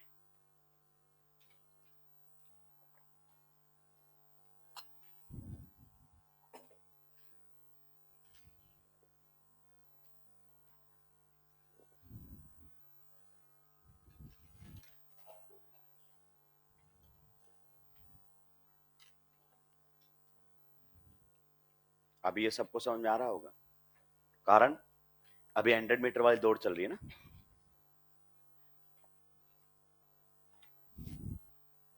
जैसे 5 किलोमीटर 10 किलोमीटर तो घुटने भी दर्द करेंगे, कुछ जाके इलाज करेंगे, एक्सरसाइज करेंगे, मसल को रिलैक्स करेंगे, कुछ छोड़ना अगली बार पड़ेंगे। चॉइस हमेशा आपके खुद की रहेगी। निपटा दिया है। ध्यान रखना, उधर वाले कभी भी अपना नेगेटिव चार्ज शेयर नहीं कर सकते, है ही नहीं उन पर बेचारों पास इलेक्ट्रॉन। जो एक्स्ट्रा था वो बॉन्डिंग में इन्वॉल्व कर लिया उन्होंने।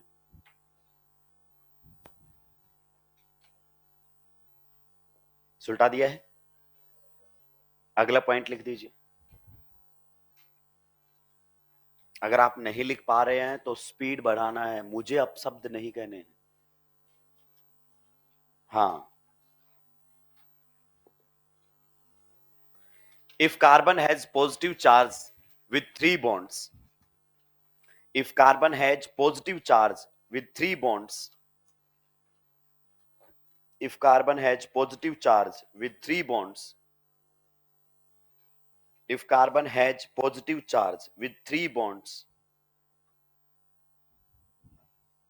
then it has incomplete octet, then it has incomplete octet, then it has incomplete octet। आइए, अगर अपन बात करना चाहें सोडियम, बताइए सोडियम के वैलेंस शेल में कितना इलेक्ट्रॉन होता है? एक। राइट नाउ सोडियम आपका एटम है, इस पर number of electrons and protons exactly क्या है? सेम, ओवरऑल न्यूट्रल है। लेकिन अगर मैं इससे एक इलेक्ट्रॉन निकाल दूं तो बताइए इलेक्ट्रॉन खोने पर कैसा चार्ज आता है? पॉजिटिव। आगे बात समझ में? तो अगर किसी पर पॉजिटिव चार्ज है मतलब उसने इलेक्ट्रॉन खो दिया है, कैसे भी खोया उससे कोई फर्क नहीं। आइए कार्बन के बारे में बात करते हैं दोस्तों। मान लेते हैं कार्बन के वैलेंस शेल में स्टार्टिंग में कितने इलेक्ट्रॉन्स थे? 4।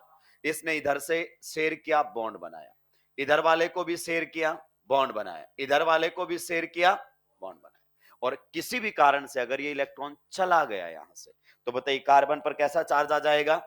पॉजिटिव। तो पॉजिटिव चार्ज अगर कार्बन पर है इसका मतलब इसने एक इलेक्ट्रॉन खो दिया है, कैसे भी गया वो बाद की बात है।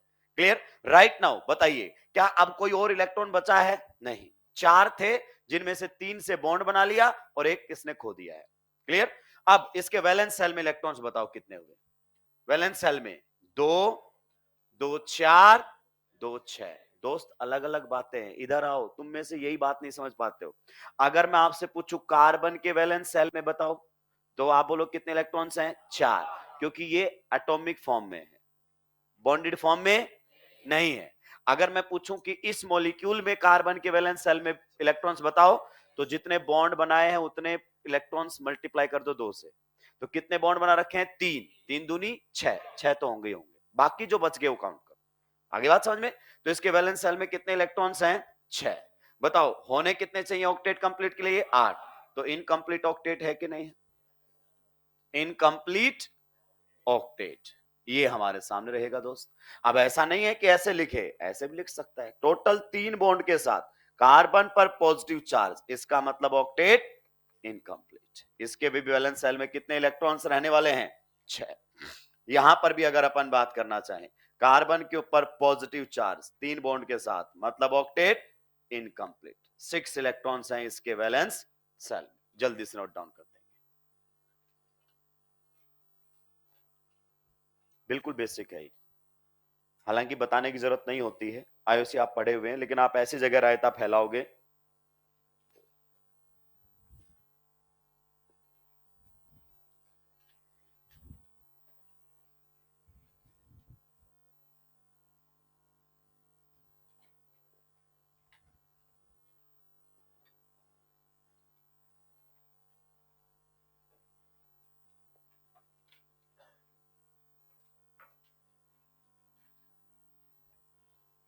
सुलटा दिया है। अलग अलग कलर के पेन भले इस्तेमाल में मत लो पर लिखो जल्दी। तुम में से आधे तो ऐसे मिलेंगे, वाटर मैंने लिखा, एक लोन पेयर बनाएंगे इस कलर से, एक लोन पेयर बनाएंगे इस कलर से, फिर मैं पूछूंगा कि लोन पेयर शेयर करो, तुम पूछे कौन से वाला, ये वाला कि ये वाला, कलर ही अलग कर दिया मैंने तो। चलिए आगे बढ़ सकता हूं, अगला पॉइंट लिखिए।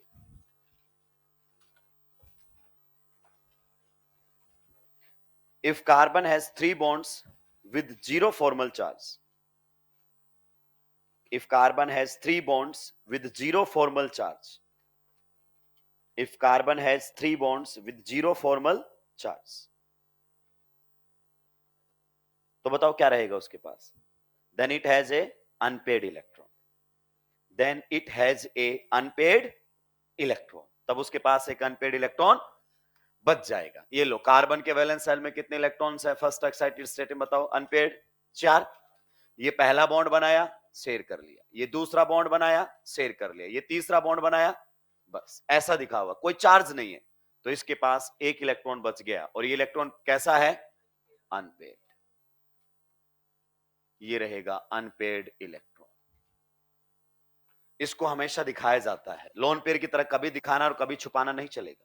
जैसे वाटर को कई बार आप ऐसे लिख देते हो, दोनों लोन पेयर दिखाकर, कई बार आप ऐसे भी लिख देते हो, ये नहीं चलेगा, इसमें दिखाया ही जाएगा 3 बॉन्ड के साथ। अब वो डबल सिंगल से कोई लेना देना नहीं है, हमने कभी भी पाई सिग्मा की तो बातें ही नहीं की। जैसे ये रहा, जैसे ये रहा, इन सभी में इसके पास अनपेड इलेक्ट्रॉन है। वैलेंस शेल में कितने इलेक्ट्रॉन हुए बताओगे इसमें? कार्बन के वैलेंस शेल में 2, 2 4, 2 6 और 1 7, 7 इलेक्ट्रॉन्स हैं इसके वैलेंस शेल में। इसमें भी कितने हैं? दोनों में 7, तो 7 इलेक्ट्रॉन्स हैं किसमें? Valence shell. अब आप बोलोगे सर कैसी कैसी बातें कर रहे हो, ये नहीं आएगा क्या हमको? बात तो कुछ ऐसी ही है। आप रेजोनेटिंग स्ट्रक्चर पढ़ेंगे, एनसीईआरटी के ही रूल पढ़ेंगे, और रेजोनेंस का एक रूल होता है, total number of unpaired electrons must be same, total number of unpaired electrons must be same in each resonating structure. और वो क्वेश्चन ऐसे देगा, which of the following is not a valid resonating structure of 1,3 butadiene, कि इसकी कौन सी resonating structure एक valid resonating structure नहीं है, और उनमें से आपके सामने एक इस प्रकार से बनाकर दे देगा, और वहीं पर खेल क्या मिलेगा आपका? खत्म। अब बताओ इस स्ट्रक्चर के अंदर अनपेड इलेक्ट्रॉन कितने हैं? हर कार्बन के कितने बॉन्ड हैं? कार्बन ने 4 बना लिया, मतलब कोई चार्ज नहीं, कोई इलेक्ट्रॉन, ना लोन पेयर ना अनपेड। क्लियर? इस कार्बन पर अनपेड इलेक्ट्रॉन साफ दिख रहा है कि नहीं दिख रहा है? तो इसमें टोटल अनपेड इलेक्ट्रॉन कितने थे? 0, लेकिन उसमें कितने हैं? तो ये सही बात नहीं हुई, तो यही नहीं पहचान पाते हैं बहुत सारे बच्चे। तो इसीलिए हम बिल्कुल बेसिक से ही चल रहे हैं कि आप ऐसे मिस्टेक्स ना करें। सुलटा दिया है। चलिए नेक्स्ट अब हमारे सामने रहेगा, वो रहेगा रिप्रेजेंटेशन। बहुत जरूरी है बिल्कुल बेसिक से पढ़ना, क्योंकि आपसे क्वेश्चंस नहीं बनेंगे, क्योंकि आप स्ट्रक्चरल फॉर्मूला ही ड्रॉ नहीं कर पाएंगे। लिखिए, structural representation of organic compounds, अगला टॉपिक हमारा है।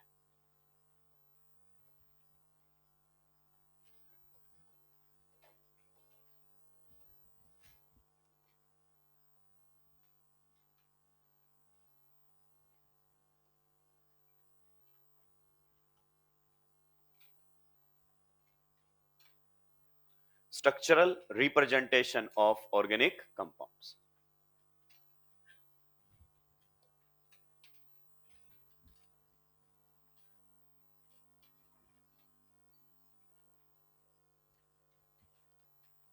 Structural representation of an organic compound. देखिए किस किस तरीके से हम रिप्रेजेंट करने वाले हैं।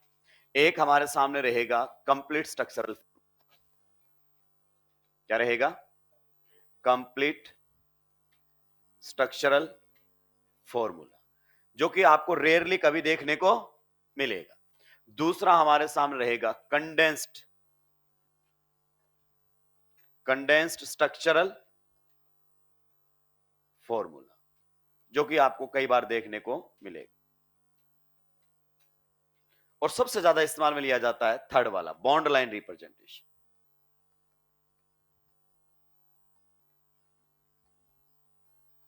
Bond line representation. क्लियर? आप किसी मॉलिक्यूल के स्ट्रक्चर को अभी फिलहाल तो इन 3 तरीकों से लिखना सीखेंगे। इसमें भी बहुत कंफ्यूजन है, कुछ को मॉलिक्यूलर फॉर्मूला और स्ट्रक्चरल फॉर्मूले में ही फर्क समझ में नहीं आता है।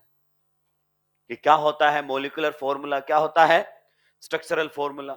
मान लीजिए अगर अपन बात करना चाहें, इथेन आपके सामने दिया है, क्या दिया है, अगर मुझसे पूछे एमएफ, एमएफ का मतलब मॉलिक्यूलर फॉर्मूला, तो ये होता है इसका C2H6, थोड़ा मैं बड़ा लिख देता हूं, C2H6 मॉलिक्यूलर फॉर्मूले का मतलब समझे, केवल ये बताता है किस एलिमेंट के कितने एटम्स। जैसे कार्बन के कितने एटम्स हैं, 2, हाइड्रोजन के कितने एटम्स हैं, बस इतना बताएगा। इसे हम मॉलिक्यूलर फॉर्मूला कहते हैं।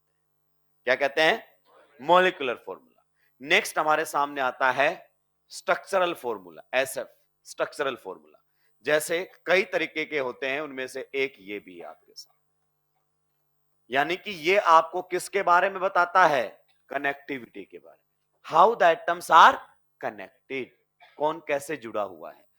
जैसे इसमें आपको नहीं मालूम कि कार्बन कार्बन आपस में जुड़े हैं या नहीं जुड़े हैं, या आपस में हाइड्रोजन हाइड्रोजन तो कहीं नहीं जुड़े हुए हैं, क्योंकि हाइड्रोजन भी कितना बॉन्ड बना लेता है, एक, तो कहीं हाइड्रोजन हाइड्रोजन ही आपस में जुड़े हो, ये कुछ नहीं बताता आपको, बस इतना बताएगा कार्बन के 2 एटम है, हाइड्रोजन के 6 एटम। इसे कहते हैं मॉलिक्यूलर फॉर्मूला।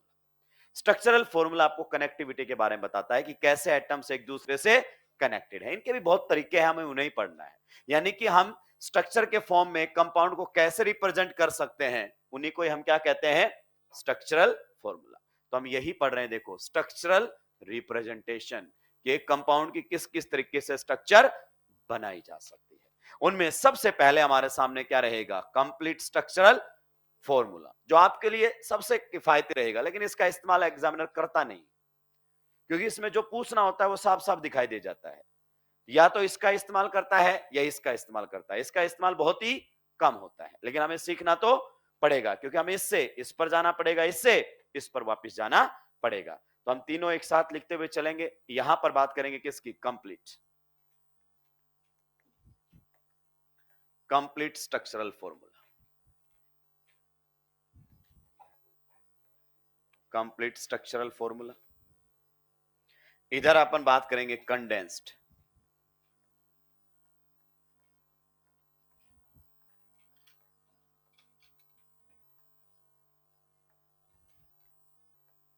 और इधर हम बात करेंगे बॉन्ड लाइन की,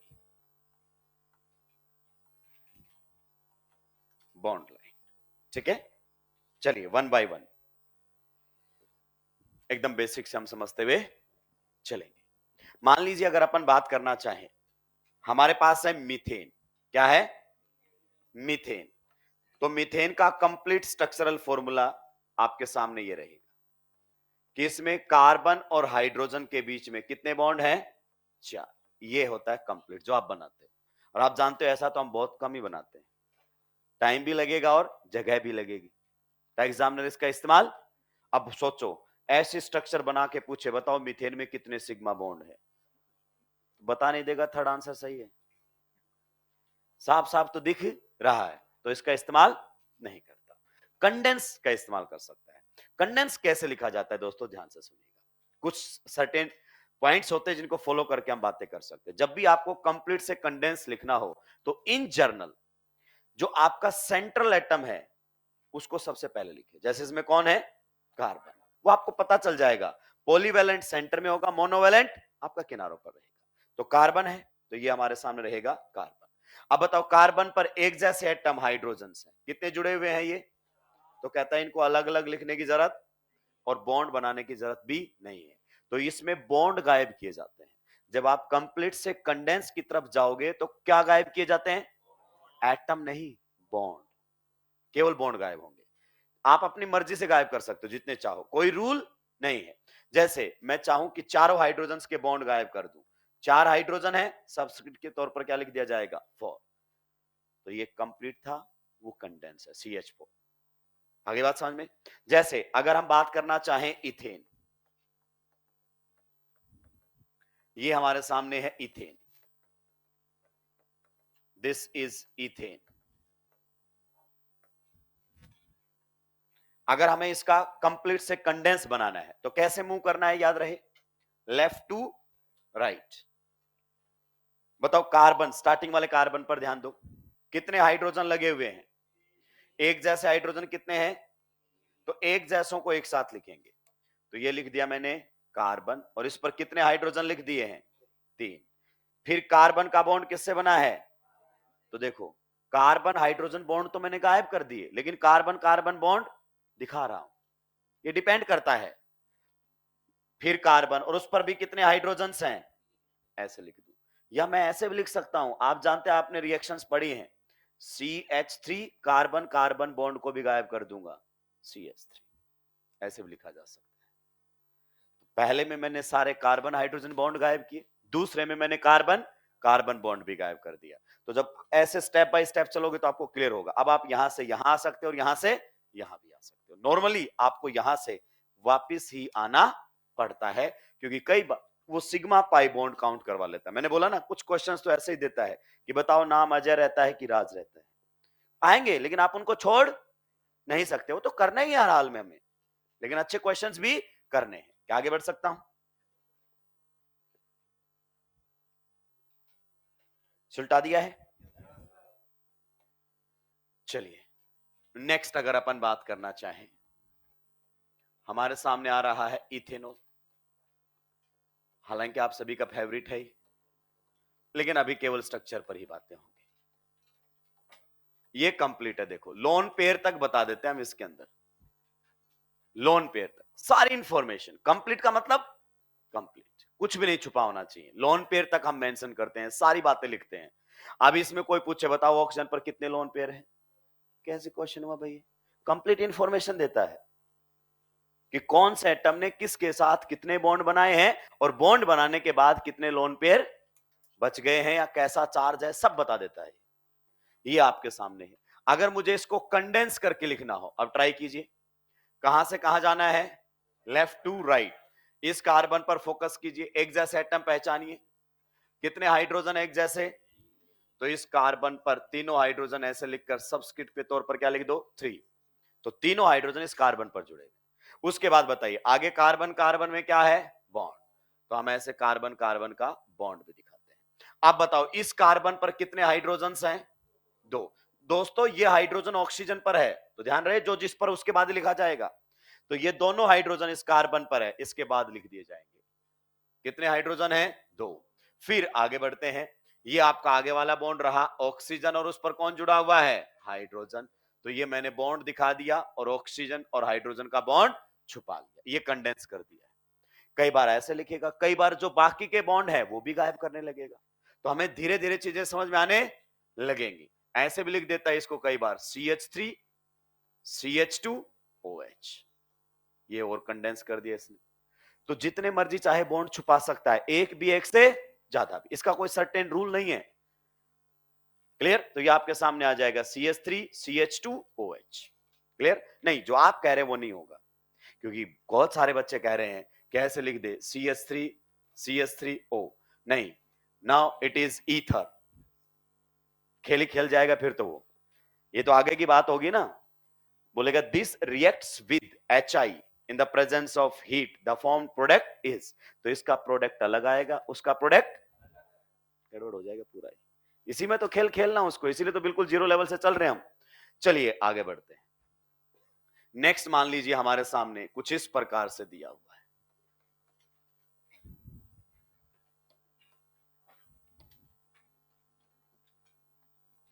कंडेंस करके लिखने की कोशिश कीजिए, इसमें गलत कुछ नहीं होता है। ये हमेशा ध्यान रखिए कि सर मैंने थोड़ा सा आपसे अलग लिख दिया तो गलत है क्या? नहीं, बस आपको समझ में आना चाहिए, रिवर्स में आना चाहिए कि वापस आ सकते हो क्या।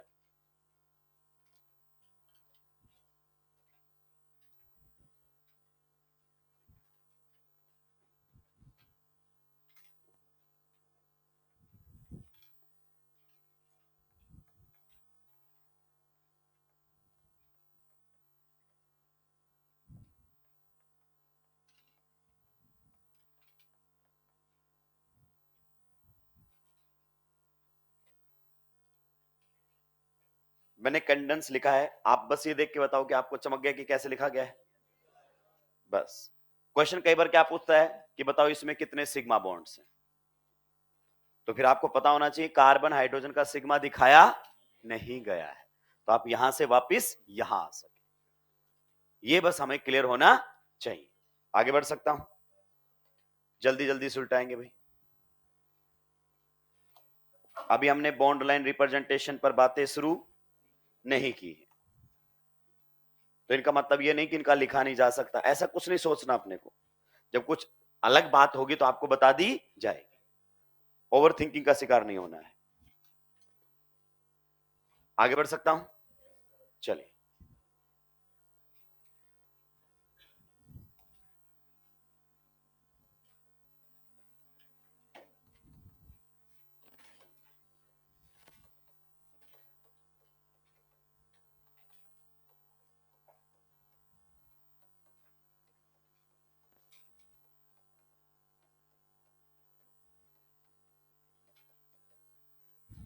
कंडेंस कीजिए। मैं आपको याद दिला दूं, कंडेंस करने के एक से ज्यादा तरीके हो सकते हैं। यहां पर बॉन्ड अपनी इच्छा अनुसार दिखाए और हटाए जा सकते हैं।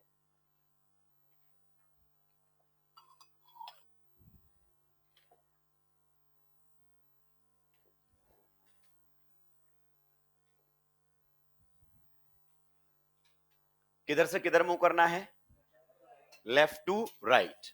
बताइए, पहले वाले कार्बन पर कितने हाइड्रोजन दिख रहे हैं? तो ये कार्बन और इस पर 3 हाइड्रोजन। फिर मैं जानबूझकर कार्बन कार्बन बॉन्ड दिखा रहा हूं। बताओ इस कार्बन पर कितने हाइड्रोजन हैं? ये लो। फिर आगे बढ़ेंगे। फिर अगले कार्बन पर भी कितने हाइड्रोजन हैं? 2। फिर अगले कार्बन पर भी कितने हाइड्रोजन हैं? 2। क्लियर? फिर अगले कार्बन पर भी कितने हैं? और फिर कौन है? कार्बन। और उस पर कितने हैं? कई बार ऐसा लिखा रहेगा। सही है, कोई दिक्कत? और कंडेंस करेगा। और कि सर आपने तो कार्बन हाइड्रोजन बॉन्ड ही नहीं दिखाए, मैं तो कार्बन कार्बन भी नहीं दिखाऊंगा। चलेगा, कोई दिक्कत नहीं है। ऐसे CH3 CH2 CH2 CH2 कितने आए बीच में? 4 और CH3। ये हमारे सामने। अब पता है दिक्कत क्या होगी? कई बार पूछेगा एक कार्बन पर स्टार लगाकर what is the hybridization state of this carbon. तो जिसको नहीं पता वो बॉन्ड अकाउंट उसको मालूम है कैसे निकालते हैं, number of sigma bond plus lone pair, लेकिन बॉन्ड ही तो नहीं पता चल रहे। इसीलिए बिल्कुल जीरो लेवल से पढ़ना जरूरी है। और कंडेंस कर सकता है। आप थोड़ा सा गौर से देखिए, CH2 CH2 CH2 CH2 कितनी बार रिपीट हुआ है? लगातार होने चाहिए। लेकिन तो हम इसको ऐसे लिख सकते हैं और कंडेंस किया जा सकता है। CH3 CH2 कितनी बार है ये? 4 बार। और फिर कौन है? CH3। ऐसे लिखकर बोल देना कि what is the IUPAC name of this compound. मैं गारंटी से कह रहा हूं 50% से ज्यादा जनता साफ मिलेगी, स्ट्रक्चर ही नहीं बनेगी उनसे। बिल्कुल आसान से क्वेश्चन में ही साफ। और यही करना है एग्जामिनर को। फिर अगली बार बोलेंगे रिप्रेजेंटेशन ठीक से पढ़ूंगा, अगली बार कुछ नई बात सीख लेगा। बिल्कुल जीरो से चलेंगे आगे। अब बात करेंगे हम बॉन्ड लाइन रिप्रेजेंटेशन की। अभी तक हमें बॉन्ड लाइन रिप्रेजेंटेशन की कोई जरूरत नहीं महसूस हो रही थी। अब हमें बॉन्ड लाइन रिप्रेजेंटेशन पर बात करनी है। जरा ध्यान से सुनिए बॉन्ड लाइन रिप्रेजेंटेशन में होता क्या है। देखिए, जब आप कंडेंस फॉर्म का इस्तेमाल करते हैं तो आपके पास एक ही विकल्प है। आप क्या हटा सकते हैं? बॉन्ड्स। आप अपनी इच्छा अनुसार जिसके बॉन्ड चाहे दिखा सकते हैं, जिसके चाहे बॉन्ड हटा सकते हैं। जितने मर्जी चाहे हटाकर दिखा सकते हैं आप। लेकिन जब आप जाते हैं किसमें? बॉन्ड लाइन रिप्रेजेंटेशन में, तो बॉन्ड के साथ साथ एटम्स को भी छुपाया जाता है। अभी हमने केवल किन को छुपाया है? एक भी एटम को नहीं छुपाया है। साफ साफ लिखा है एटम, चाहे वो कार्बन हो चाहे हाइड्रोजन हो। लेकिन यहां से यहां जब आप बॉन्ड लाइन रिप्रेजेंटेशन की तरफ जाओगे तो बॉन्ड्स के साथ साथ एटम भी छुपाए जाते हैं। और ये बहुत इंपॉर्टेंट है, कौन से एटम्स छुपाए जा सकते हैं? कार्बन और हाइड्रोजन। यही दो एटम है जो नहीं दिखाएगा, बाकी सारे एटम्स दिखाएगा। और हाइड्रोजन वही नहीं दिखाएगा जो कार्बन पर होगा। उसके अलावा सारे के सारे हाइड्रोजन एटम साफ साफ दिखाने पड़ेंगे। अगर कोई हाइड्रोजन कार्बन पर लगा है तो उसको दिखाने की जरूरत नहीं। आगे बात समझ में? चलिए आइए, अगर हमें इसे बॉन्ड लाइन रिप्रेजेंटेशन में कन्वर्ट करना हो तो हम कैसे कन्वर्ट करेंगे, बिल्कुल ध्यान से सुनेंगे। Bond line representation zigzag fashion में, ऐसे वाले फैशन को क्या बोलते हैं, जिगजैग, इस फैशन में लिखा जाता है। इसके बारे में हमें थोड़ा सा मालूम होना चाहिए। देखिए सबसे पहले आप इस कार्बन पर फोकस कीजिए, इन दोनों कार्बन पर। किस पर, इन दोनों कार्बन पर। केवल कार्बन की बात करेंगे, हाइड्रोजन की बातें यहां पर नहीं होंगी, अगर वो हाइड्रोजन किस पर है, कार्बन पर। पहले सभी का ध्यान इधर होना चाहिए। ये दो कार्बन एटम्स हैं, इनको ऐसे दिखाया जाता है, ये रहा लाइन से। इस लाइन के यहां पर भी कौन है, वहां पर भी कौन है, एंड पर हमेशा कौन होगा, एंड पर कभी हाइड्रोजन, हाइड्रोजन को तो दिखाते ही नहीं है। बहुत सारे लोग इसको बाद में हाइड्रोजन काउंट करने लग जाते हैं। ये जहां लाइन खत्म हो रही है, इसका मतलब क्या है, कार्बन। तो ये कार्बन रहा, मैं नंबरिंग कर दूं, ये कार्बन नंबर 1 है और ये कार्बन नंबर, ये कार्बन नंबर आपका 1 है और ये कार्बन नंबर आपका, अब आइए ये रहा कार्बन नंबर 3। तो इस कार्बन नंबर 3 को ऐसे दिखाया जाएगा, ये रहा कार्बन नंबर, ये है कार्बन, ये है कार्बन, ये है कार्बन। क्लियर। अब ये रहा कार्बन नंबर 4, जिगजैग के लिए अब ऊपर जाना पड़ेगा ऐसे। तो ये रहे कार्बन नंबर 4, फिर ये है कार्बन नंबर 5, तो नीचे आ जाइए, ये रहा कार्बन नंबर 5, फिर ये है कार्बन नंबर 6, ये आ गया carbon number. This is bond line representation, इसे हम बॉन्ड लाइन बोलते हैं। जिस भी कार्बन के जितने भी बॉन्ड कम दिख रहे हैं ना दोस्त, उतने हाइड्रोजन लगा लेना। आइए मेरे कुछ सवालों के जवाब दीजिए, आप छापिएगा बाद में। कार्बन नंबर 1 पर कितने हाइड्रोजन हैं, एग्जैक्टली। कार्बन नंबर 2 पर कितने हाइड्रोजन हैं, पक्का। 3 पर, 4 पर, 5 पर, 6 पर, पक्का। अब देखो एक बढ़िया क्वेश्चन फ्रेमिंग कैसे होती है पता आपको, एग्जामिनर ऐसे धरता है, अच्छे से अच्छे लोग सुलझ जाते हैं, पॉजिटिव बनाकर पूछेगा, what is the hybridization state of the carbon having positive charge. अब जब तक बॉन्ड पता नहीं चलेगा तो बात कैसे। अब आपको तो मालूम है, कार्बन पर पॉजिटिव चार्ज मतलब एक इलेक्ट्रॉन, तो पीछे कितने बॉन्ड बचे होंगे, तीनों साफ साफ दिखाई दे रहे हैं अंधे को भी, तो हाइड्रोजन लगाने की जरूरत नहीं है। फिर वो ऐसे पूछता है, what is the hybridization state of this carbon atom having star. अब बताओ इस कार्बन के कितने बॉन्ड दिख रहे हैं आपको, साफ 3 दिख कितने रहे हैं, 3, लेकिन कुछ भी नहीं है, चार्ज वार्ज कुछ है ही, तो टोटल बॉन्ड कितने बनाता है, तो डेफिनेटली इसका एक बॉन्ड हाइड्रोजन से रहा होगा।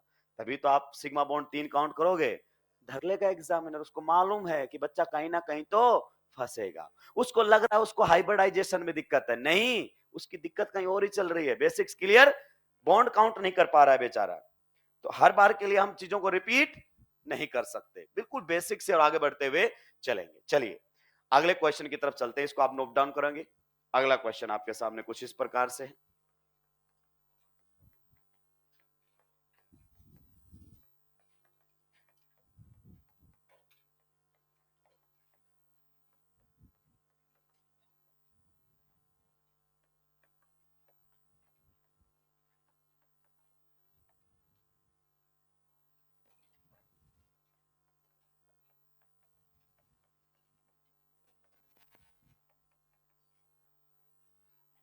पहले कंडेंस बनाएंगे इसका, कंडेंस।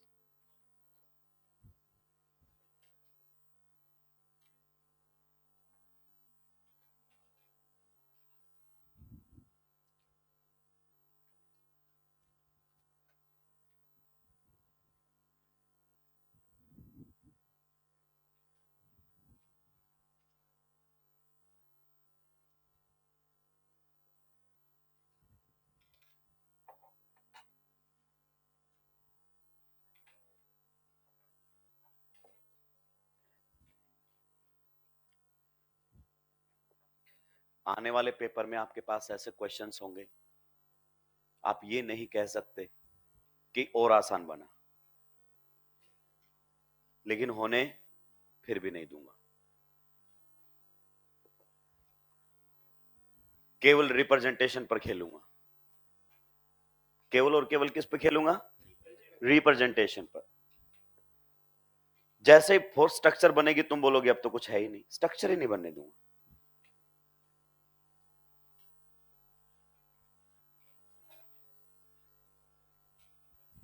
ट्राई कीजिए दोस्तों।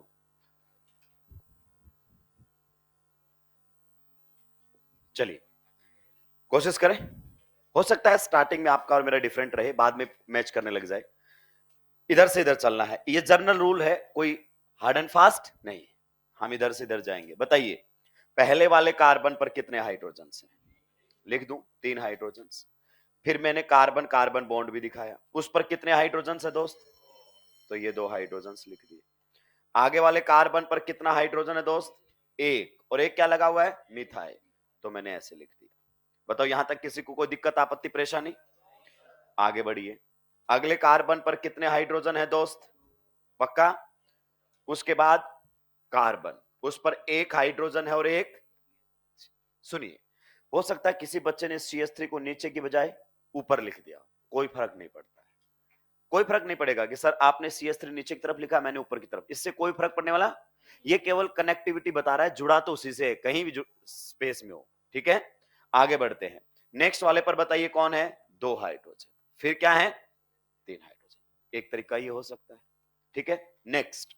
और अगर अपन बात करना चाहें कैसे कंडेंस कर सकता है, बॉन्ड गायब करेगा ऐसे, CH3 CH2 CH, रुकेंगे यहां पर और अब सुनेंगे CH3 को लिखने का दूसरा तरीका।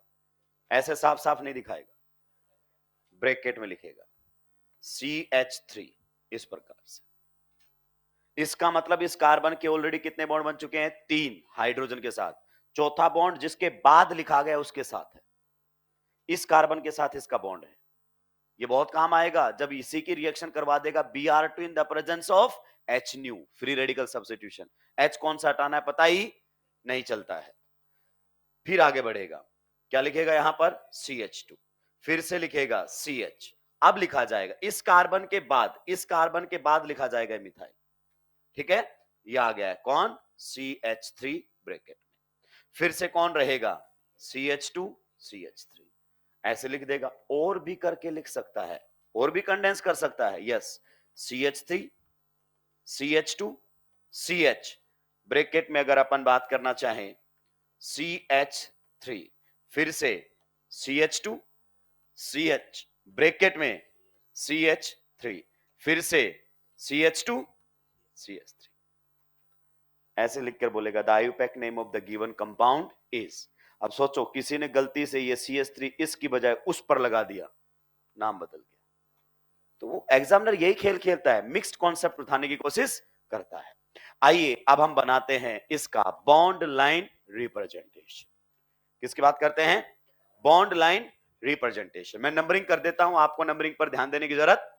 यह है कार्बन नंबर 1, यह है 2, यह है 3, यह है 4, यह है 5, यह है 6, यह है 7। यह आईपैक नंबरिंग नहीं है, आप तो ये मानकर चलो। सबसे पहले बताओ कार्बन नंबर 1 है, 2 बना सकते हो आप? ये कार्बन नंबर 1 है और ये कार्बन नंबर 2 है, पक्का? फिर कार्बन नंबर 3, ये गया 3। देखो कार्बन नंबर 1 के हाइड्रोजन नहीं दिखाए, 2 के भी हाइड्रोजन, कार्बन पर लगे हुए हाइड्रोजन नहीं दिखाने हैं, और कार्बन हाइड्रोजन बॉन्ड भी, जब हाइड्रोजन नहीं दिखाओगे तो बॉन्ड कैसे दिखा सकते हो? तो कार्बन हाइड्रोजन बॉन्ड नहीं दिखाए जाते, हाइड्रोजन एटम भी नहीं दिखाए जाते अगर वो कार्बन पर हैं तो। आगे बढ़िए, ये कौन सा रहेगा? 3 नंबर। अब बताओ 3 नंबर पर क्या लगा हुआ है? मिथाइल, तो ये लगा। क्लियर? अब यहां पर कार्बन है। आगे बढ़िए, 4 नंबर दिखाइए, तो ये रहा 4 नंबर।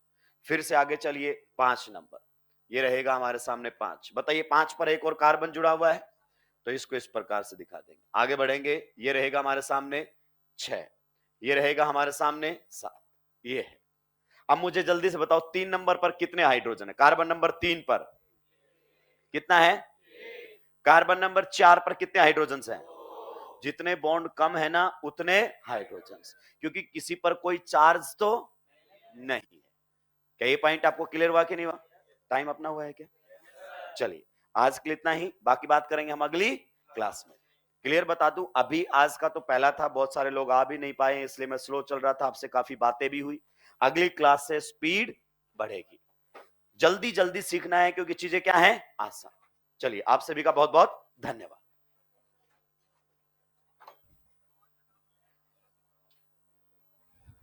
क्या देख रहा है न्यूटन?